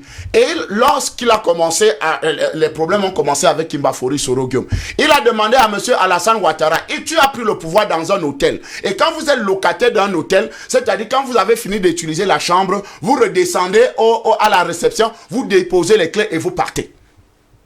Guillaume Soro l'a dit, vous pouvez vérifier. Donc quand nous parlons des choses, nous ne parlons pas des choses au hasard. On n'est pas venu pour blanchir un individu. Nous sommes là dans les faits. Parce que c'est un travail journalistique qui a été fait. En compagnie des agents secrets. Parce que les agents secrets français sont derrière le dossier. Les agents secrets américains sont dans le dossier. Vous comprenez un peu. Sans oublier les Canadiens. Donc, sans oublier les Canadiens. Donc quand on vient relever, et je crois que le professeur a posé une très belle question tout à l'heure. Pourquoi maintenant? Oui, pourquoi maintenant? Parce que justement, il y a une échéance électorale qui est en train d'arriver et très importante. Et on est en train d'éliminer chaque adversaire. Le RHDP était un consortium de partis politiques ou bien d'alliés politiques. M. Ouattara a commencé d'abord à éliminer M. Bédié de l'alliance politique. Vous savez quand même que le PDCI de Bédié a joué un rôle important pour que M. Alassane Dramane Ouattara puisse arriver au pouvoir. Guillaume Soro a joué un rôle très important. Donc, tous ces différents acteurs sont en train d'être laminés au fur et à mesure. Monsieur Bédié a été chassé, ou bien l'alliance a pris fin, parce que si Monsieur Paul King est au courant, il y a eu des accords de Docro, s'il est toujours d'accro chez Monsieur Bédié, où la gestion du pouvoir devait se passer entre Monsieur Ouattara, après Ouattara, Bédié, après Bédié maintenant, Kimbafori Soro Guillaume. Ce qui n'a pas été respecté. Donc, vous comprenez aujourd'hui que la structure du RHDP ou bien le RDR qui est unifié aujourd'hui, qui n'a que ça, qui n'est qu'une coquille vide actuellement, qui n'a qu'un seul parti et un seul leader, monsieur Alassane Dramane Ouattara, aujourd'hui est une coquille vide et tous ceux qui ont aidé M. Ouattara sont en train d'être éliminés. Je dis même éliminés, sont en train d'être fusillés à Mondial Vision. Fusillés pourquoi? Parce que quand vous regardez comment le PDCI a quitté le navire RHDP, quand vous regardez comment Kimbafori Soro Guillaume est traqué, quand vous regardez comment Ngon Koulibaly, qu'on dit être le dauphin, est aujourd'hui dans une posture de malade, très malade. Quand vous regardez aujourd'hui M. Ahmed Bakayoko qui est accusé, vous comprenez qu'en réalité, on ne fait confiance à personne. On veut éliminer tout le monde parce qu'en réalité, est-ce que vous ne serez pas surpris d'avoir un troisième mandat d'Alassane Dramane Ouattara? That is the question. Maintenant, vous dites, est-ce que le retour du président Laurent Koudou Gbagbo et du ministre Charles Blé Goudé ne va pas créer assez de ou bien de troubles? Non. Mais la Côte d'Ivoire aujourd'hui a besoin de réconciliation. Et ce n'est que le ministre Charles Blé Goudé et le président Laurent Koudou Gbagbo qui peuvent apporter la réconciliation dans les cœurs des Ivoiriens. Ça, parce qu'ils ont longtemps souffert dans leur chair. Ceux qui sont aujourd'hui aux commandes de la Côte d'Ivoire ont longtemps brimé cette population. Parce que vous avez une population où, dans le système politique ivoirien, aujourd'hui, c'est 20 ans de condamnation. Dès que vous levez la tête, c'est 20 ans. Vous allez regarder le vice-président du PDCI, qui était celui qui avait le vent en poupe pour prendre justement, peut-être qu'il devait être candidat du PDCI en Côte d'Ivoire, a été condamné 20 ans. Pourquoi? Parce qu'on a trouvé quelques couteaux et quelques machettes. En fait, c'était bien organisé. Et après, le gardien de la maison a disparu. C'est lui-même qui appelle que, mais j'ai trouvé quelques carabines posées ici et quelques masses. Directement, on l'a arrêté, finalement, il a eu 20 ans, le vice-président du PDCI. Vous avez Madame Yves Babo qui a été condamnée 20 ans. Vous avez Blé Goudé qui a été condamné 20 ans. Vous avez le président Laurent Koudou Gbagbo qui a été condamné 20 ans. En réalité, Guillaume Soro aussi vient d'être condamné 20 ans. Donc vous avez une politique des gens qui ne limitent que leurs adversaires politiques à tout bout de champ. Donc vous comprenez que cette Côte d'Ivoire a longtemps souffert à cause d'une dictature féroce. Aujourd'hui, ils ont besoin de réconciliation. Ils ont besoin de voir de nouvelles horizons. Et je crois que l'arrivée de Blé Goudé et du président Laurent Koudou Gbagbo, c'est du pain béni sur leur table. Professeur Assoumo, vous suivez d'ailleurs André Christelle Fanga, qui nous a démontré par A plus B que jusqu'à preuve de contraire, il y a des gens qui ont été éliminés. Vous avez posé d'ailleurs la question tout à l'heure, pourquoi seulement maintenant, quand on sait pertinemment que l'élection présidentielle, c'est dans quelques jours. Mais on va également pas oublier, professeur Assoumo, que Alassane Dramane Ouattara a dit la dernière fois que s'il n'y a pas élection, eh bien le Parlement va continuer ainsi et que le pays continuera également comme ça. Oui, je crois que M. Fanga a chuté par là oui. Pour dire est-ce que c'est pas pour maintenir M. Ouattara au pouvoir. Je dis pour l'instant, on se pose des questions. Mais je crois que ce qui est plus important, c'est de se rendre compte aujourd'hui que la Côte d'Ivoire, comme l'Afrique, est dans une situation très délicate. L'époque des coups d'État militaires est passée et derrière nous. Maintenant, nous sommes à l'époque des coups d'État scientifiques. Et les coups d'État scientifiques s'opèrent par des réseaux. Et, M. Fanga a parlé des technostructures spirituelles et politiques. Mais il n'y en a pas une seule. Et c'est justement une guerre de ces technostructures. Exact. Ça, vous le savez. Bon, l'Afrique aujourd'hui, ces technostructures viennent d'où? Et c'est ça le problème. Ces technostructures viennent de l'extérieur.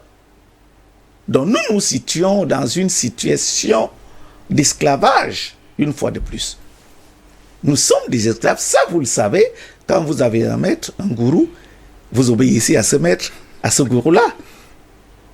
Donc, et ces gourous viennent d'où? Ils viennent de l'extérieur. Ils sont à l'extérieur. Et c'est eux qui pilotent tout ce que nous connaissons aujourd'hui. Ils parlent d'élimination. Il y a des éliminations physiques que nous connaissons, que nous avons connues d'ailleurs depuis la période des indépendances, où des grandes figures historiques en Afrique ont été éliminées. Donc, j'ai dit, l'heure est grave. Et j'ai commencé par dire que la Côte d'Ivoire était un gâchis. Et j'ai bien peur qu'on expire. Parce que vous savez, hein, ce que la Centrafrique est devenue aujourd'hui, ce que la Libye est devenue aujourd'hui, La Côte d'Ivoire était une chance pour l'Afrique. J'ai parlé de l'héritage de Houphouët. Oui. Et c'est peut-être les mêmes enjeux que le Cameroun représente aujourd'hui. Parce que si le Cameroun s'effondre, vous savez ce qui se passe en Afrique centrale. Si la Côte d'Ivoire s'effondre, et la Côte d'Ivoire est à un pas de l'effondrement, je crois que les Ivoiriens doivent se faire violence. C'est une révolution qui peut sauver la Côte d'Ivoire aujourd'hui. M. Fanga a parlé d'une réconciliation. Est-ce que ces gens sont capables de se réconcilier? Parce qu'il y a tellement d'intérêts divergents. Et ces intérêts sont justement, comment dirais-je, manipulés, pilotés par ces technostructures. Est-ce qu'ils ont les mains libres pour se dire, aujourd'hui, il faut qu'on remette la Côte d'Ivoire debout? Oui. Il faut des grands hommes pour cela. Il faut des grands esprits pour cela. Mais d'abord, il faut se libérer. Se libérer de cette tutelle spirituelle qui vient d'ailleurs, qui vient de très loin, et pour des intérêts égoïstes. Parce que ça, vous le savez, hein, le débat sur le franc CFA, hein, on en a parlé. Et oui. Quels sont les enjeux? Mais c'est la même chose, ces enjeux sont essentiellement économiques. Et ce qu'on vous donne de la main gauche, on veut le retirer, on veut le reprendre de la main droite. Et aujourd'hui, la Côte d'Ivoire est dans la tourmente. Vraiment. Et je suis pessimiste. Vous l'avez dit, vous êtes pessimiste. Messieurs, je vais me tourner vers Paul Ken. Je vais vous lire justement la déclaration de Ahmed Bakayoko. J'ai décidé de porter plainte contre messieurs Iboke Nicolas, Dan Bowens et les relais. Annonce d'ailleurs Ahmed Bakayoko dans un communiqué publié le lundi 8 juin dernier sur sa page Facebook. Le ministre ivoirien de la Défense entend donner une suite judiciaire aux articles des journalistes cités parus dans le média Vice, dans lesquels il est présenté comme un baron de la drogue. Il déclare qu'il va porter justement plainte contre ces deux journalistes, nigérians et surtout suédois. Je crois que le ministre Bakayoko a raison. Oui. On ne peut pas accepter de se faire éclabousser de cette manière-là, surtout sans preuve, et rester les bras croisés. M. Bakayoko est victime de plusieurs attaques depuis la mort de celui qu'on appelait le musicien à star ivoirienne. On l'a accusé d'être celui qui l'a exécuté. C'était son filleul. Et un grand consommateur de drogue. Alors, laissez Paul Ken terminer, on va revenir. Je l'aide juste à connaître ce filleul d'Ahmed Bakayoko. Vous n'avez pas l'aider à parler, il n'a pas besoin de leçon, M. Fanga. Allons-y, M. Paul Ken, allons-y. Après ça, on s'attaque à son obédience franc-maçonnique. Chacun de nous aussi a un dieu, ou alors c'est il n'y a pas de dieu dedans. En tout cas. Fanga, laissons finir Paul Ken, s'il vous plaît. Je n'ai pas à m'immiscer dans la vie privée de quelqu'un. C'est votre droit le plus absolu. Il y a en Afrique plusieurs chefs d'État qui sont affiliés à cette association. Si ce n'est pas tous, ne vous inquiétez pas. Bon, donc ça c'est son problème là-bas. Mais je crois que cette fois-ci, je l'ai dit et je le répète, le ministre Bakayoko, peut-être que c'est même pas lui qui est visé, c'est quelqu'un d'autre. Parce qu'en réalité, je l'ai toujours démontré, les élites de l'ombre, quand ils investissent quelque part, ils ne le font pas pour rien, pour les beaux yeux de qui que ce soit en Europe ou bien dans le pays concerné. Donc, il y a ce fait-là. Et le ministre Bakayoko ne peut pas croiser les bras et laisser qu'on traîne son honneur dans la boue. Je serai à sa place, je me serais comporté de la même manière.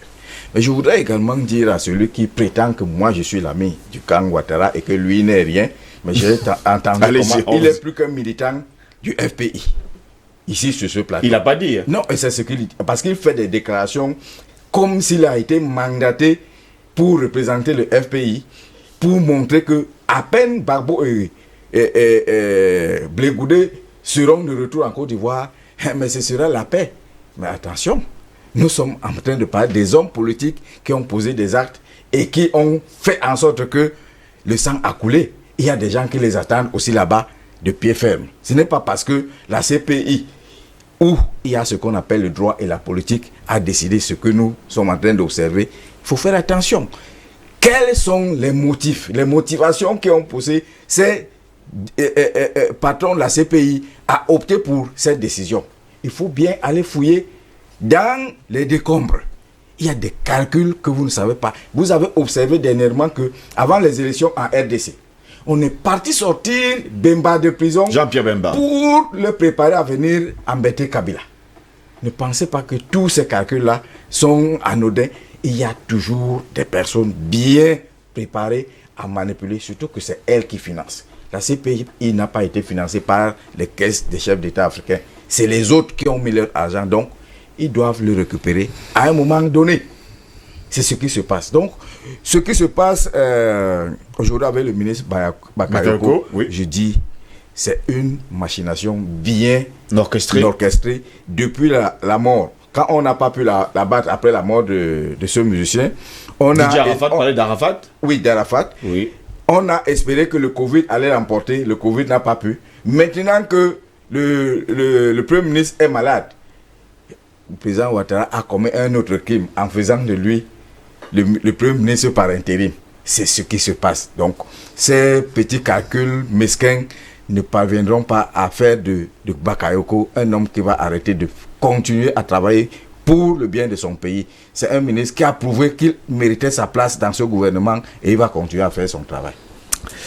André Kissefanga, Bakayoko déclare également dans mes charges de ministre de la Sécurité en Côte d'Ivoire pendant plus de 7 ans, et c'est l'actuel de la Défense, les résultats obtenus dans la lutte contre la drogue sont mondialement reconnus. Bien sûr. Ces actions, qui se sont soldées par de nombreuses arrestations, saisies et démantèlements de réseaux mafieux, ont valu des félicitations internationales à la Côte d'Ivoire, a ajouté Ahmed Bakayoko, le ministre d'État, qui a fustigé une cabale contre sa personne. Mais nous savons également, Paul Nkene, vous d'ailleurs, que dans les chansons des grands musiciens ivoiriens, il est décrit comme Ahmed Bakayoko, le demi-dieu. Je vais vous dire une chose qui est claire. Peut-être M. Paulkin ne connaît pas Ahmed Bakayoko. Ahmed Bakayoko est d'abord journaliste de formation. Je le sais. Il est directeur de publication du Patriote en Côte d'Ivoire quand il a 25 ans. Il est directeur de Radio Nostalgie en Côte d'Ivoire. Après, il devient PDG des radios Nostalgie. Ça veut dire quoi? Ça veut dire qu'il connaît bien les voies de la communication. Il connaît le journalisme. Et qui de là, il entre dans d'autres actions, que ce soit culturelles et tout le reste. Et nous savons tous qu'aujourd'hui, tous les jeunes musiciens ivoiriens qui roulent carrosse aujourd'hui, est-ce que le coupé décalé donne de l'argent? Ils roulent carrosse par rapport à quoi? Par rapport au business qui est derrière. Même aux États-Unis, la musique pop ou bien toutes ces structures-là, le R&B qui va avec, n'a que pour seul but le blanchiment d'argent et qui sort d'où? Du trafic de drogue. Donc vous ne pouvez pas être le patron de la culture. C'est-à-dire que ça soit ivoirien, que ça soit dans plusieurs États, oui. Et vous n'avez rien à voir avec un peu de drogue. Ça, je vous le dis, même au Cameroun, nous connaissons des patrons qui sont dans la culture. Moi, je peux vous en citer des milliers. Parce que je ne suis pas venu faire de la plaisanterie dans votre plateau. C'est pour venir dire des choses telles qu'elles sont. Donc, M. Ahmed Bakayoko est aujourd'hui une personne qui on connaît très bien. Oui. Son évolution, et vous savez ce qui s'est passé dans toutes les radios Nostalgie avec les animateurs, et je ne veux pas en revenir dessus. Peut-être M. Paulkin ne le sait pas. Vous savez, aujourd'hui, M. Ahmed Bakayoko, aucun homme politique, et c'est lui-même qui l'a bien dit, n'est propre. Et le professeur Assoumoulo a dit, ils ont trempé les mains jusqu'au coude de Paul Sartre. Donc ça a même traversé le cou. Ça a même pris même toute la tête aujourd'hui. Ça a même pris toute la tête parce qu'ils sont noyés dans ces choses-là. Mais écoutez, soyons sérieux. Vous avez des gens qui ont organisé une rébellion pendant 10 ans et qui finissent par arriver au pouvoir. Vous pensez que c'est des enfants de cœur? Ce n'est pas des enfants de cœur. Paul qui n'a pas dit le contraire. Hein? Mais il dit le contraire en disant que on veut éliminer politiquement Bakayoko. Alors qu'en réalité, c'est... Donc vous ne pensez pas que c'est justement parce qu'on veut l'éliminer? Écoutez, tous les coups sont permis en politique. Mais nous traitons des faits. Oui. Le reste, les commentaires sont libres. Pourquoi M. John, qui était le plus grand trafiquant de drogue, dans le... Pizzeria Margarita. Vous comprenez un peu? Oui. De la CEDEAO, d'origine nigérienne, a été arrêté parce que quand Bakayoko fait cette déclaration, c'est parce que justement, actuellement, John, le propriétaire de cette pizzeria et qui a construit, et qui était le patron, Pizzeria Margarita, et qui était le patron du trafic de drogue dans la CEDEAO, dans ce territoire-là, a été arrêté. Et il est actuellement en prison à la Maka en Côte d'Ivoire. Pourquoi? Parce que et M. Ahmed Bakayoko était ministre de l'Intérieur chargé de la sécurité à cette période-là. C'est-à-dire patron des services de renseignement. Donc vous ne pouvez pas avoir un grand trafiquant de ce niveau-là, qui a des hôtels en Côte d'Ivoire, qui a plein de structures en Côte d'Ivoire, et vous nous dites que non, il ne s'y connaît pas dans ce domaine-là. Écoutez, vous allez nous dire que non, Paul Atangandji ne connaît pas les choses qui se passent dans nos quartiers, alors qu'il a, si c'est combien de sous-préfets, il a combien de préfets, il a combien de gouverneurs sur lui, qui lui donnent le renseignement tous les jours. Donc vous comprenez qu'en réalité, M. Ahmed Bakayoko a été très gourmand. Très gourmand, pourquoi? Parce que le trafic de drogue profitait tellement à John, il a fait tout pour éliminer John et le mettre en prison, pour que maintenant il récupère ce service-là pour lui, parce que vous savez que la rébellion était l'un des plus grands consommateurs de cette drogue. Parce que des gars qui sont arrivés en Côte d'Ivoire avec ces armes furieuses ne pouvaient pas venir étant sains d'esprit. C'était des gens qui étaient animés par des substances très fortes. Donc, quand nous parlons de trafic de drogue, de cocaïne, ce n'est pas une affaire de beignets, hein. Ce n'est pas les cacahuètes, ce n'est pas les arachides, non. Monsieur, c'est un trafic qui concerne les États. Et vous savez que tout un gouvernement de Guinée-Bissau se payait même ses fonctionnaires à cause du trafic de drogue, où il y a un général qui a été arrêté par rapport à cela. Vous savez que tout un chef d'État a été déporté par les États-Unis, pas seulement un seul, plusieurs. Donc ce n'est pas une affaire des petits individus. D'ailleurs même, le trafic de drogue ne se fait pas par les petits marchands du quartier, jamais. C'est toujours des technostructures assez importantes. Et cette technostructure-là aujourd'hui ne peut qu'avoir sa tête un homme comme le ministre d'État, ministre de la Défense, vice-premier ministre, premier ministre par intérim, que Ahmed Bakayoko. Donc, il peut se défendre au tribunal. Et pour nous, c'est même une honte d'aller au tribunal ou bien commencer à aller porter plainte. C'est son droit de se défendre. Je suis d'accord. Je pense que c'est son droit de se défendre également. C'est même une honte. Pourquoi? Parce que où il va porter plainte, le procureur, c'est son beau-frère. Le procureur actuel d'Abidjan, de Côte d'Ivoire, c'est son beau-frère. Donc, vous allez avoir quelle justice là-dedans? Nous comprenons. Donc, vous comprenez qu'en réalité, on est pour maquiller des choses et une décision de justice va sortir là de nulle part. Donc, vous comprenez que M. Paul Keng ne connaît pas de quoi il parle. Il parle des choses qu'il ne connaît pas. Il veut défendre, il veut blanchir quelqu'un qui est déjà sale jusqu'au cou. Messieurs, on vous comprend parfaitement, vous avez occupé l'information. Reste cependant, messieurs, que certains des faits évoqués ont déjà fait l'objet de couverture dans la presse ivoirienne, comme l'emprisonnement du parrain local, un Nigérian connu sous le nom de John, propriétaire de somptueuse propriété dans la ville d'Abidjan. Le responsable de la pizzeria Margarita également a été écroué. Son arrestation a fait l'objet de comptes rendus dans la presse. Et par-delà, tous les fumoirs se sont démultipliés ces dernières années dans le pays, ainsi que les enfants criminels appelés les microbes. On va pas également oublier, professeur Assoumou, que du côté de la Côte d'Ivoire, il y a de jeunes gens qui, on les a surnommés d'ailleurs les microbes, qui agressent en plein jour au su et au vu de tout le monde, et ont déclaré d'ailleurs que ces enfants étaient justement ceux qui, à la limite, distribuaient la drogue à Abidjan. Oui, je vais préciser ici que la drogue circule beaucoup en Afrique de l'Ouest. Elle circule dans le monde entier, hein, peut-être en Afrique centrale, mais vous savez, elle circule beaucoup en Afrique de l'Ouest. Et depuis, quand on le dit, peut-être même au Cameroun, mais je vais vous dire que j'étais... Elle circule, elle existe. Oui, mais ce que je voudrais vous dire, je vous prends un exemple. Hein. Oui, allez-y. Ça fait... j'étais étudiant en Grande-Bretagne, je crois que c'était en 90. Quand on arrive en Grande-Bretagne, il y a des gens qui nous abordent, qui viennent, bonjour, vous êtes Nigérien? Naturellement, on parlait l'anglais. Vous êtes Nigérien? Pourquoi ils nous demandaient si nous étions Nigériens? Je ne comprenais pas pourquoi ils nous demandaient si nous étions Nigériens. Vous comprenez? Oui. Voilà. Alors, ça veut dire qu'ils savent à qui ils s'adressent. Ils savent pourquoi ils s'adressent. Et après, on m'a expliqué que c'est des gens qui vous abordent parce qu'ils savent que vous avez probablement quelque chose, un petit produit qui les intéresserait. Ok, ça se passe comme ça se passait comme ça en 90 et ça se passe encore comme ça aujourd'hui. On ne m'a pas, dès que vous dites je suis Camerounais, ils s'en vont. Je ne dis pas que la drogue ne circule pas au Cameroun, mais j'ai pu vous dire que voilà. Mais en Afrique de l'Ouest, c'est connu depuis des décennies, n'est-ce pas? C'est toute une industrie. C'est toute une industrie. Donc, on ne va pas dire la drogue ne circule pas, par exemple, en Roumanie ou machin, mais quand vous parlez de Colombie, tout le monde sait ce que c'est. Donc, elle circule, mais il y a des pays, il y a des régions où c'est une véritable industrie. Et c'est pas étonnant, justement, vous parlez de la Côte d'Ivoire. Je vais vous dire que il y a la politique politicienne, hein. Nous en avons parlé sur ce plateau. C'est un tout petit peu dans tous les pays. Mais il y a également une politique criminelle. Et là, il faut faire très attention quand on arrive à la politique criminelle.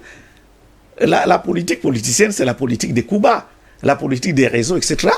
Mais quand la politique est basée sur l'industrie, je peux dire l'industrie du crime, ça devient très dangereux et ça devient incontrôlable. Oui. Je vous ai parlé de l'effondrement de certains pays africains. Et vous le savez, cet effondrement, c'est pourquoi? La cause principale, c'est justement cette politique criminelle basée sur l'industrie du crime. Je voudrais revenir sur ce que j'ai dit tout à l'heure. J'ai dit la Côte d'Ivoire, on a parlé de réconciliation. Elle doit d'abord se réconcilier avec elle-même. Et je crois que les dirigeants aujourd'hui qui ont un certain âge, Henri Konan je crois, monsieur qui a parlé justement, voilà, franchement, est-ce que c'est normal que cet homme-là se revienne? Tout à fait, c'est ce que je voulais dire. C'est ce que je voulais dire qu'à un certain âge. C'est son droit, monsieur Paul Kenga, de venir. Monsieur Assoumo, oui, je vous cède la minute. Un peu d'éthique quand même auprès de nos hommes politiques en Afrique. Bédier à cet âge a quoi encore à offrir à ses jeunes compatriotes, alors qu'autour de lui, il y a des jeunes aux dents vraiment très longs qui pouvaient encore faire mieux. Lui, c'est la revanche. Il veut encore plonger ce pays dans le sang. C'est inadmissible. Vraiment, je serais ivoirien, je militerais pour qu'il ne soit jamais candidat. Et je pense que Ouattara avait eu raison de lui promettre que tu vas me remplacer. Mais au moment venu, il a mis en place une stratégie qui l'a empêché. Mais quand vous avez un menteur patenté à la tête de l'État, mais nous sommes en politique, il n'y a pas de menteur en politique. C'est le travail de la politique, le mensonge en fait partie. Donc tous les politiciens sont des menteurs. Tous les politiciens, d'accord, laissez donc je voudrais pour reprendre la parole dire, ça c'est un point de vue que je respecte. Et peut-être que je partage. Mais je vais dire qu'est-ce qui se passe. Vous savez, le vieillard en Afrique, c'est un sage. Pourquoi les vieillards, depuis quelque temps, ont cessé d'être des sages? Il y a un problème. Il y a un aîné, l'un de mes parents, ou de mes parrains, si vous voulez, le professeur Bouélé, excusez-moi de le citer, qui m'a dit, mon fils, ne sois jamais esclave. Jamais.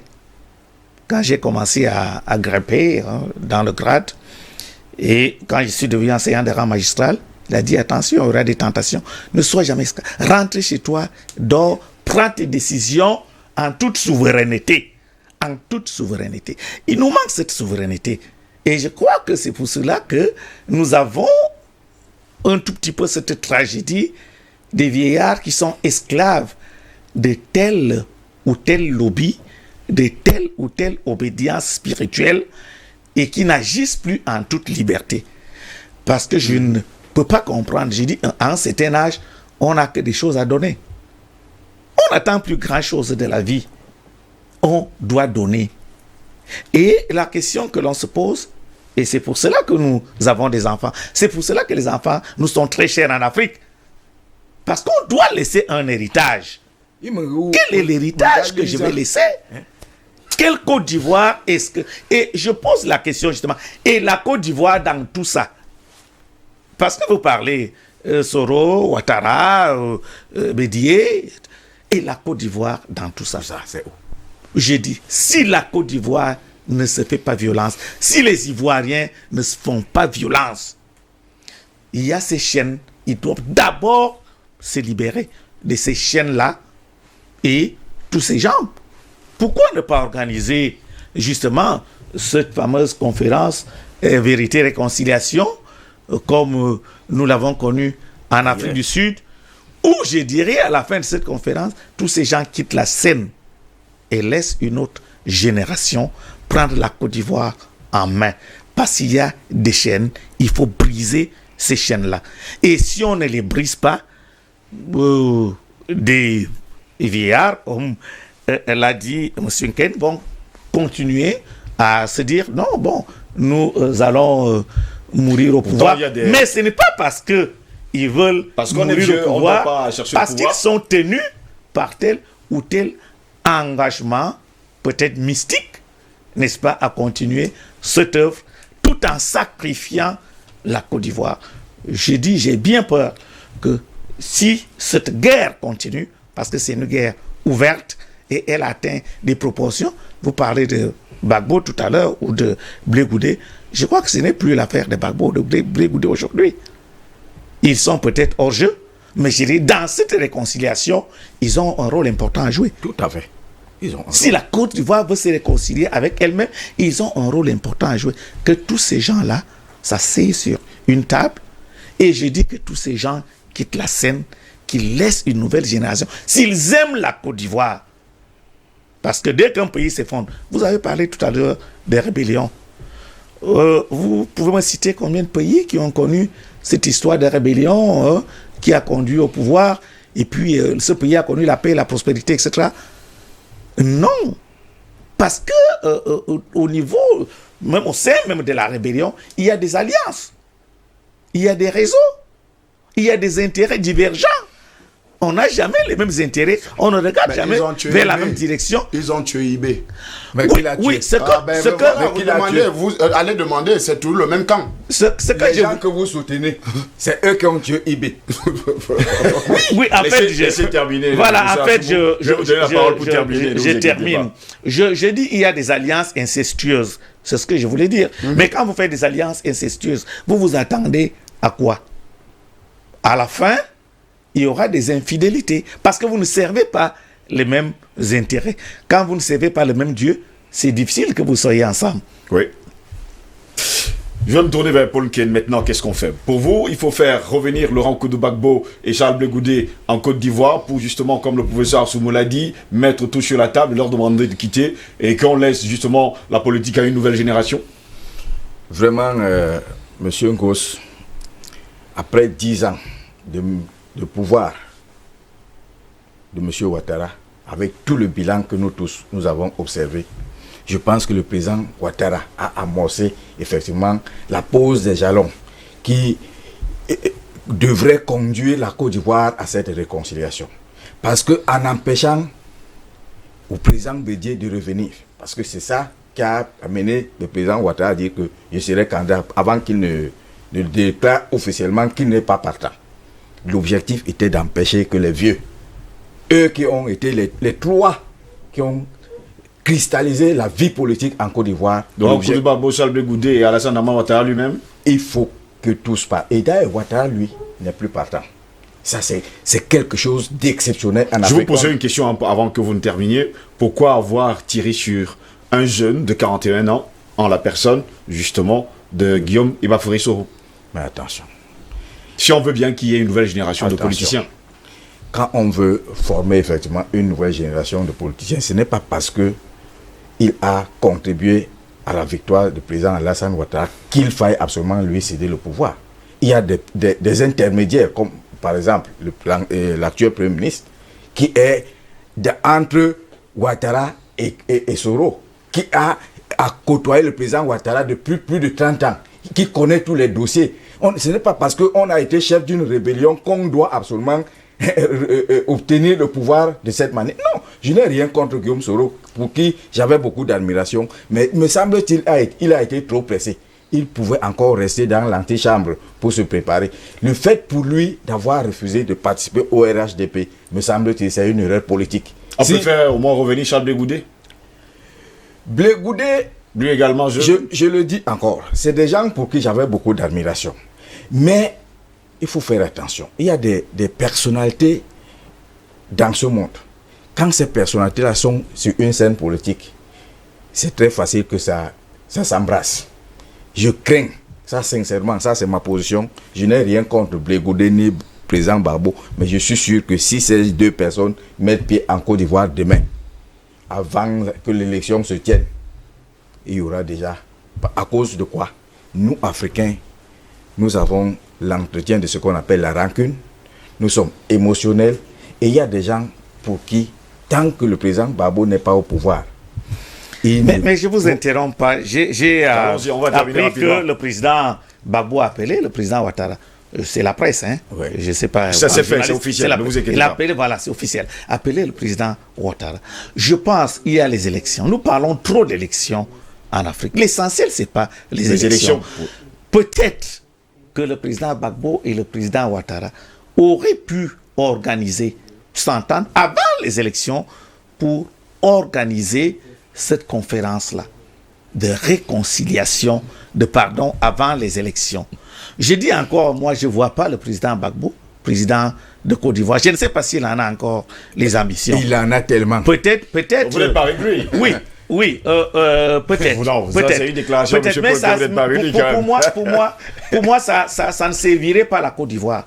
C'est ce que je voudrais dire. Ça ne servirait pas la Côte d'Ivoire. Vous avez parlé du président Ouattara qui s'est retiré. Je pense que c'est une bonne chose. Très bonne. Mais C'est retiré, mais vous devez savoir également qu'il a déclaré haut et fort que même s'il n'y a pas élection, le Parlement va continuer ainsi. Non, mais ça, les deux c'est chambres la de Parlement, constitution et que lui-même va rester et demeurer Ça, c'est président. la disposition Oui. constitutionnelle. Qu'il a voté en dernière minute. Il ne faut pas. Non. Peut-être qu'il a voté en dernière minute. Non, non, Il y a non. encore quelques mois. Elle n'a Ça fait pas pas été encore deux votée mois. en dernière minute.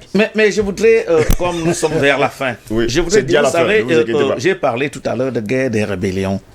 À un moment donné, pour qu'il y ait vraiment réconciliation, et c'est ce que Mandela a réussi en Afrique du Sud. Vous savez, il y a les seigneurs de la guerre, SEI, et les seigneurs de la guerre, SAI.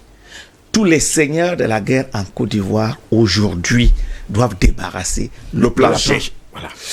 André Kissefa, votre mot de fin, parce que nous sortons justement de cette édition Oh de là là, votre débat. ça finit très vite là. Oh là là. On aura le temps de revenir là là-dessus. là. Oui, J'allais dire un c'est le autre- temps, parce que j'ai d'autres J'allais les dire invités. Le sujet était tellement passionnant. Bon, ok, je voulais On dire va une partir, chose. oui. Je vais dire une chose qui est claire. Le problème aujourd'hui en Côte d'Ivoire, vous ne pouvez pas parler de réconciliation sans qu'on établisse la vérité. Parce que la vérité, c'est elle qui C'est pour bâtit cela toute que j'ai chose. parlé de vérité et Voilà. réconciliation. Voilà, Comme en parce que Afrique du Sud. la vérité, c'est qui est l'auteur de la rébellion en Côte d'Ivoire? Qui a fait quoi en Côte d'Ivoire pour que la situation soit pourrie aujourd'hui? Et on connaît les différents acteurs nom par nom. Comment est venu l'argent? Comment ils ont procédé? Comment ils ont fait? Comment ils ont cheminé jusqu'à obtenir le pouvoir aujourd'hui? Ça a été le coup d'État le plus spectaculaire qu'on a vu au monde. Où on a vu le président Laurent Koudou-Gbagbo, la présidence de Côte d'Ivoire, être bombardée à Mondiovision par des chars français, par l'ONU, on a vu des snipers français descendre en Côte d'Ivoire, faire un coup d'État pour protéger un seul homme, un seul individu, monsieur Alassane Dramane Ouattara.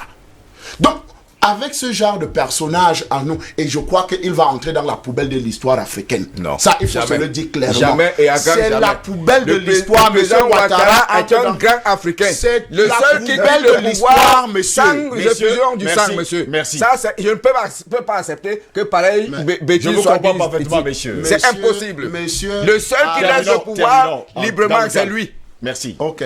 Il nous a servi une rébellion et c'est lui qui a mené le Ouattara n'a président jamais élu. fait la rébellion, monsieur. Écoutez, Jamais. monsieur Paul, Cherchez souffrez. l'origine du désordre Souffrez. politique en Côte d'Ivoire. Messieurs, je vais vous dire Ceux merci. qui ont hein. amené Merci. l'ivoirité, Je vous dis c'est merci. eux. Messieurs, Je vous dis merci je d'avoir été là termine ce matin. en quelques secondes. Oui, Vous en comprenez quelques un peu. secondes, parce que... Monsieur Ouattara a amené le concept de président élu. Oh Et là voilà, là. ça a pris tout le monde Voilà. dans tout le Écoutez les histoires. carré.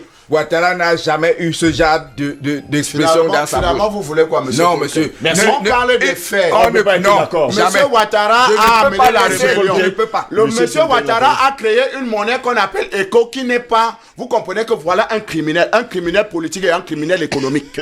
Merci, messieurs. Monsieur, C'est dommage qu'on se quitte sur ce, parce que moi je voulais qu'on retienne que la Côte d'Ivoire n'a pas son destin en main.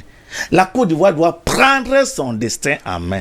Je vous le dis, peut-être qu'on va se retrouver sur ce plateau pour Bien en sûr. parler dans quelques jours, dans quelques années. La Côte d'Ivoire risque de s'effondrer. Professeur, Et ce ne sont pas les champions actuels. vous avez là, Merci beaucoup. vous Vous avez avez là la- une analyse. Assez intellectuelle. Et ce genre de position, je l'adore. Et je l'admets d'ailleurs. Mais ce n'est pas des positions militantes où quelqu'un vient raconter. Il n'y a pas de position militante. Quand vous avez des assassins économiques, des assassins politiques, des assassins à la tête d'un pouvoir, vous attendez à quoi? Merci. André Kissel-Fanga. Il était quoi? Il a Voilà un programme politique, un programme économique en Côte d'Ivoire, par exemple. La CEDEAO a son projet d'éco depuis longtemps. Son projet d'éco. Merci. Mais voilà, Ouattara, avec son ami Macron, vient nous créer un éco de 2 personnes, de 2 individus.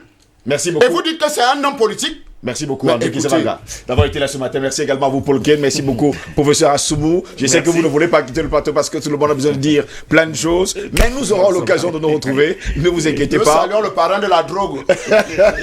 Au plaisir de vous retrouver, en tout cas, messieurs, dans les jours à venir. Tout de suite et maintenant, nous prenons justement le regard de l'expert.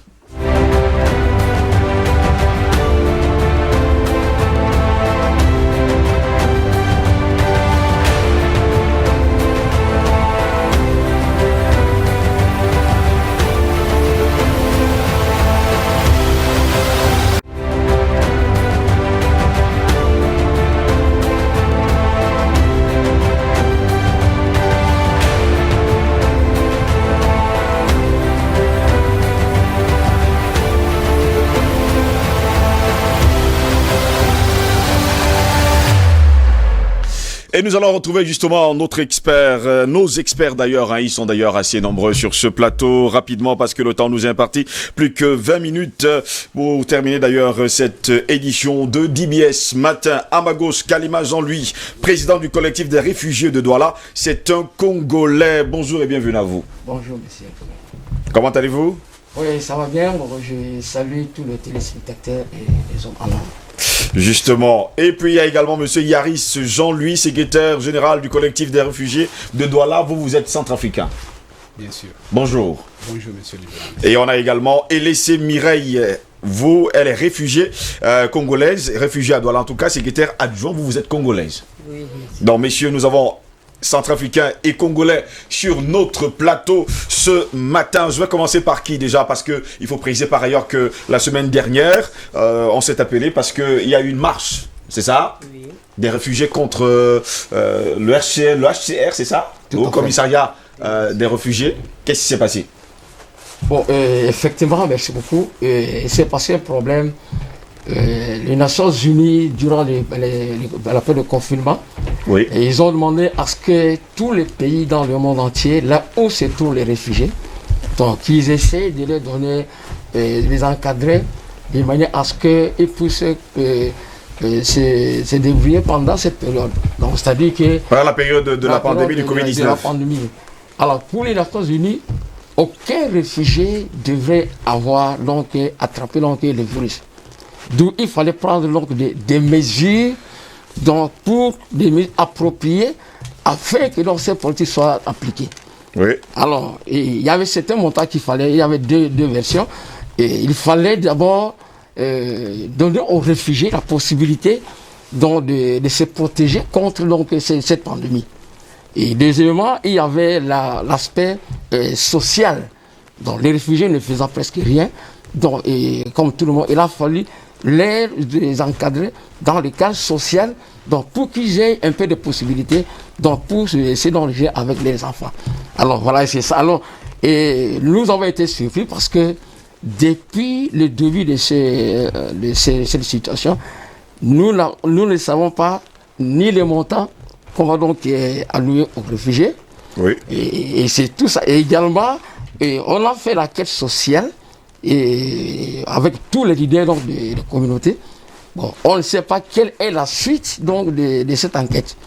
Donc tout ce qu'on m'a dit en tant que président, il faut dire... Et vous avez eu l'information comment que le HCR justement devait vous remettre une certaine somme d'argent pendant cette période de la pandémie? Oui, effectivement, nous avons l'information parce que c'est le monde entier. On a les amis dans le monde entier.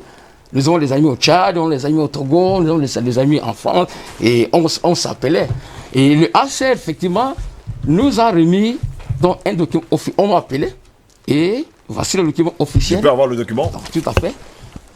Donc, vous pouvez donc voir, donc, on laisse ces documents. Bon, je vais lire d'ailleurs, là, vous avez souligné en rouge, en orange d'ailleurs. Cette assistance ponctuelle se fera en un transfert unique qui sera mis dans le compte de monnaie électronique que chaque ménage aura directement créé auprès de l'opérateur mobile.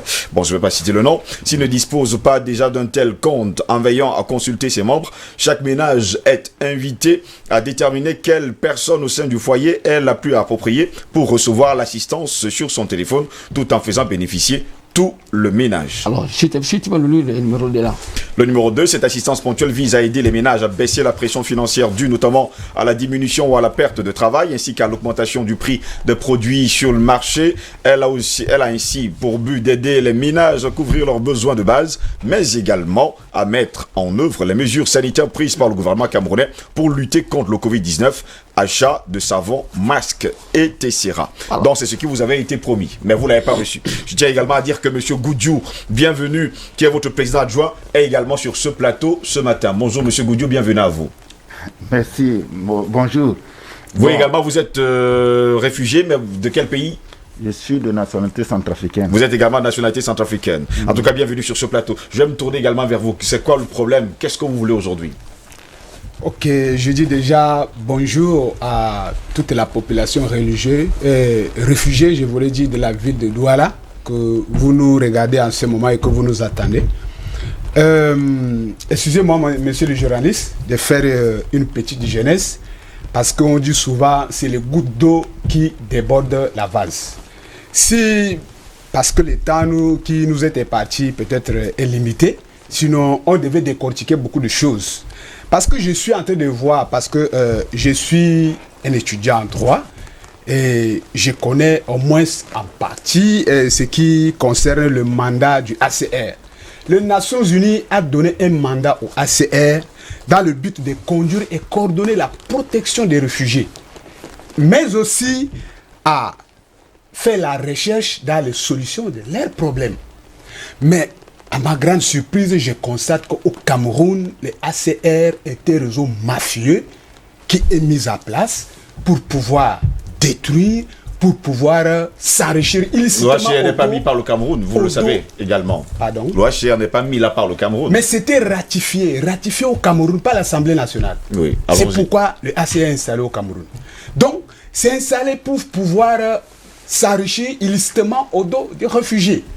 Vous voyez, comme j'ai cité ici, quand on parle de protection, solution des problèmes, nous ne pouvons pas arriver à ce niveau que nous sommes sur le plateau en train de crier pour que notre droit puisse nous revenir.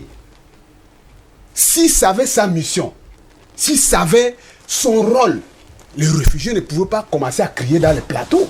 Ça veut dire qu'il y a quelque chose qui ne va pas. Vous avez fait une marche justement, qu'est-ce qui s'est passé? Ils vous ont dit quoi? Qu'est-ce qu'ils vous ont répondu? Nous avons fait la marche, je vais être clair parce que à chaque année, les Nations Unies, à travers ACR qui a son siège à Genève, envoie chaque année des budgets.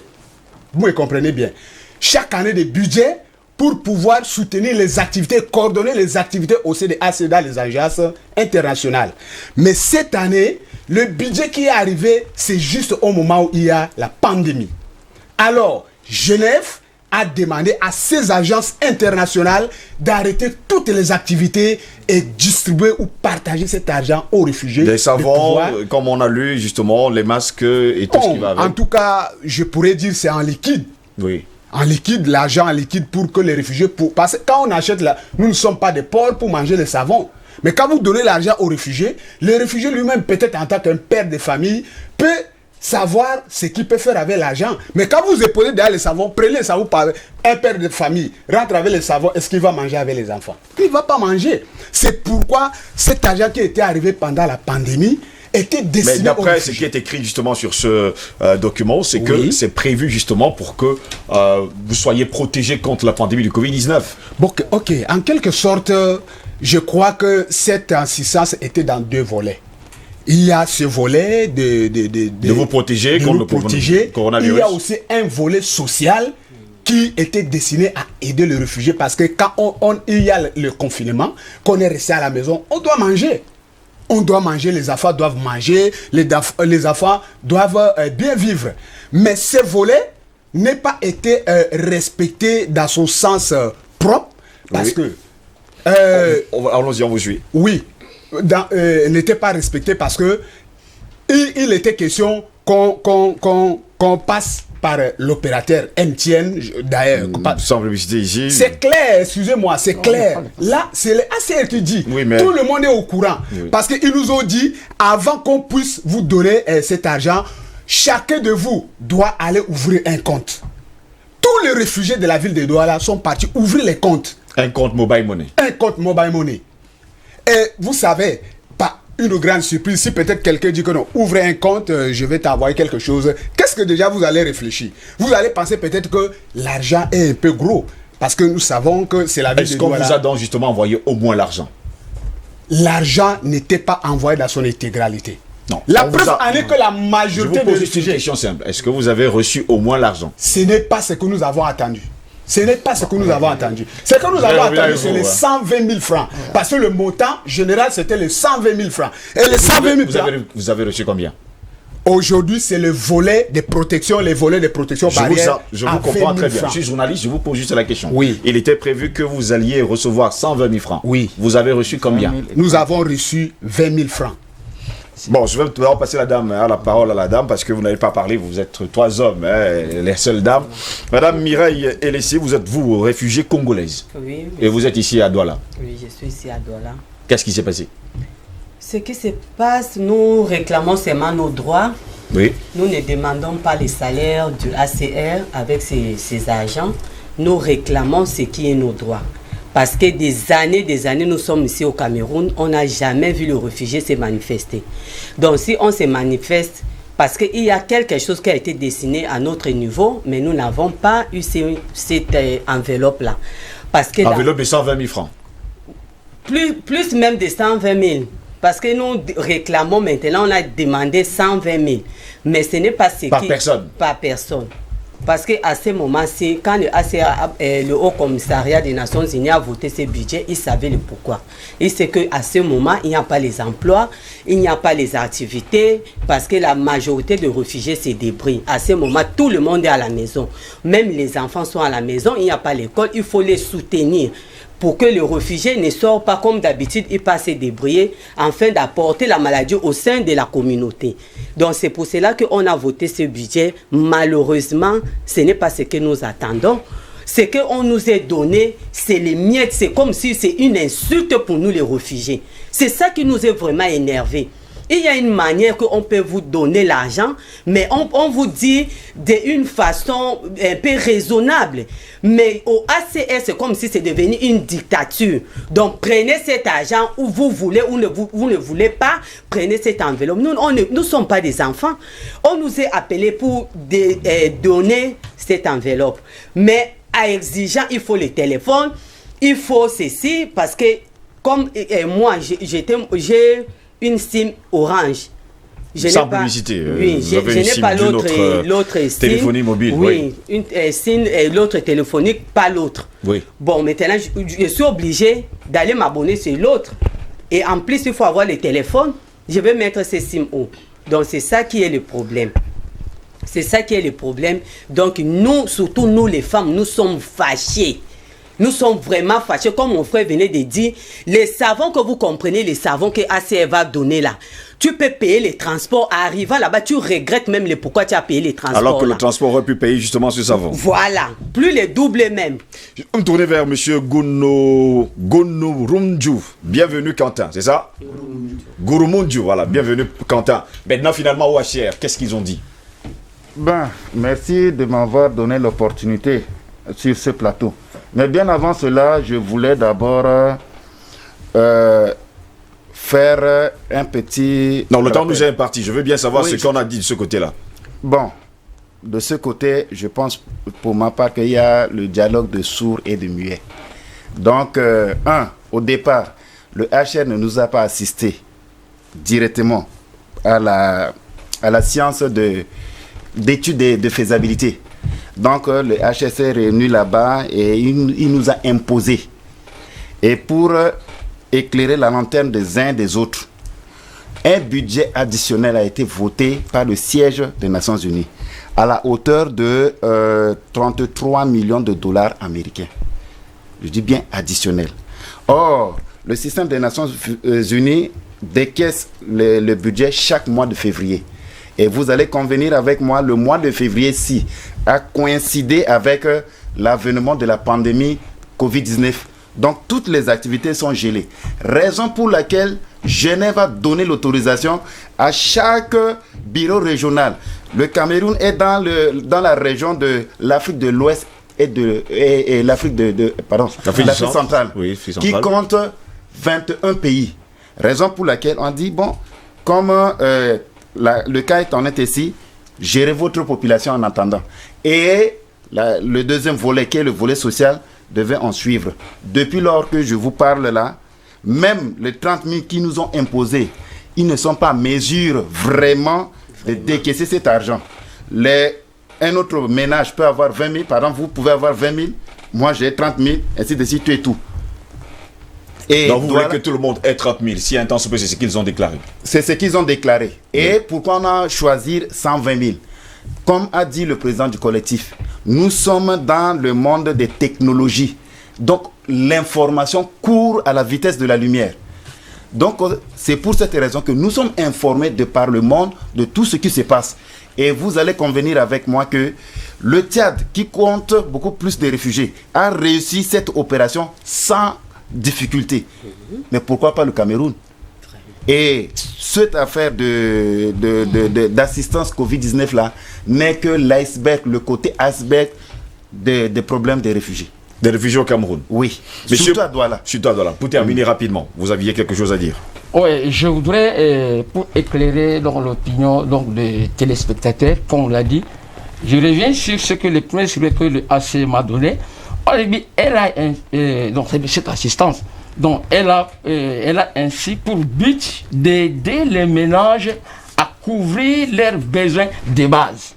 La première chose, couvrir les besoins de base. Mais alors, également... quels sont les besoins de base? Ça dit que la nutrition, bon, et puis également, il continue, mais également à mettre en œuvre les mesures sanitaires prises par le gouvernement camerounais pour lutter contre le Covid.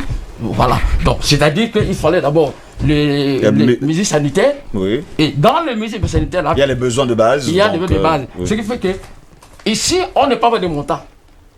Donc, nous avons demandé les montants là, c'est combien? Comme on dit, madame. On nous dit non, il faut aller vous abonner.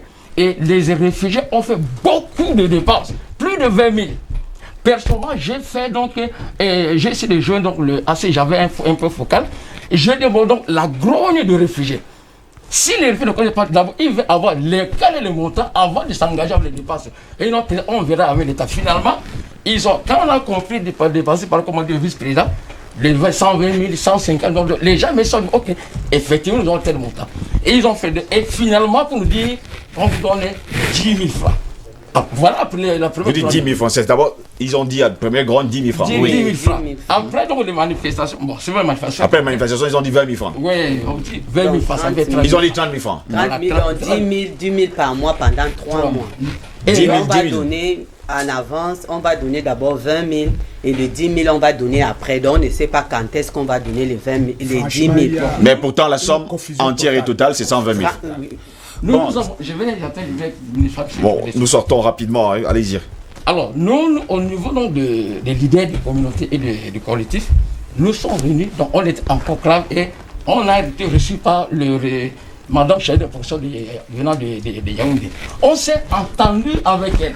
Comme c'est le représentant qui vous a envoyé le message, hein, donc dit aux représentants, donc pour nous, le montant de 30 000, ça, on ne peut pas accepter ça. Donc dis-lui, selon vous, quel est le montant qui peut nous donner, qui peut être, donc, qui va satisfaire donc, le réfugié. Malheureusement, le même jour, pendant que Madame chef de protection, donc on a trouvé la solution, le même jour dans la soirée, il y a une sortie médiatique, donc controversée de M. Jean Bosco, qui est l'opérateur chargé du programme de ACR, qui nous dira, mais il confirme le montant de 30 000. Alors qu'il fallait attendre dans notre négociation avec madame le chef de protection qui va le représentant pour avoir au moins donc le montant que vous devez. Et c'est ça qui a connu la grande de refuser jusqu'à aujourd'hui. Et dans cette sortie, il ne parle pas donc d'action sociale. Et je vous informe que l'aspect social, on doit contacter nous tous les leaders. Il y a eu donc un questionnaire, plus de 100 questions, qu'on demandait comment est-ce que le réfugié peut vivre pendant la période de confinement. De confinement. Enfin, merci beaucoup d'avoir été là ce matin. Nous aurons l'opportunité en tout cas d'appeler justement le HCR au cours de cette matinée pour qu'il nous donne plus d'informations en tout cas sur ce sujet que vous nous avez apporté. Je rappelle que vous êtes M. Kalima Jean-Louis, vous êtes le président du collectif des réfugiés de Douala, vous êtes un Congolais. Je rappelle également qu'il y avait M. Yaris Jean-Louis, vous êtes toujours du collectif des réfugiés de Douala, vous êtes centrafricain. Madame Elessi Mireille, vous êtes réfugiée sur toi Douala, vous êtes secrétaire adjoint, vous êtes congolaise, et sans bien sûr oublier monsieur Gono Mondjo, bienvenue Quentin, vous également vous êtes vice-président et chargé de la santé. Nous aurons en tout cas l'opportunité d'en savoir un peu plus sur ce sujet et en espérant bien sûr vous revoir sur ce plateau pour justement nous dire ce qui est passé justement après. Mesdames, messieurs, c'est terminé l'émission. Je suis vraiment désolé. Merci mesdames, messieurs de nous avoir suivis au cours de cette matinée de DBS. Au plaisir de vous retrouver demain pour une nouvelle édition. Restez sur notre chaîne. L'information y est en continu. Bonne journée et à demain.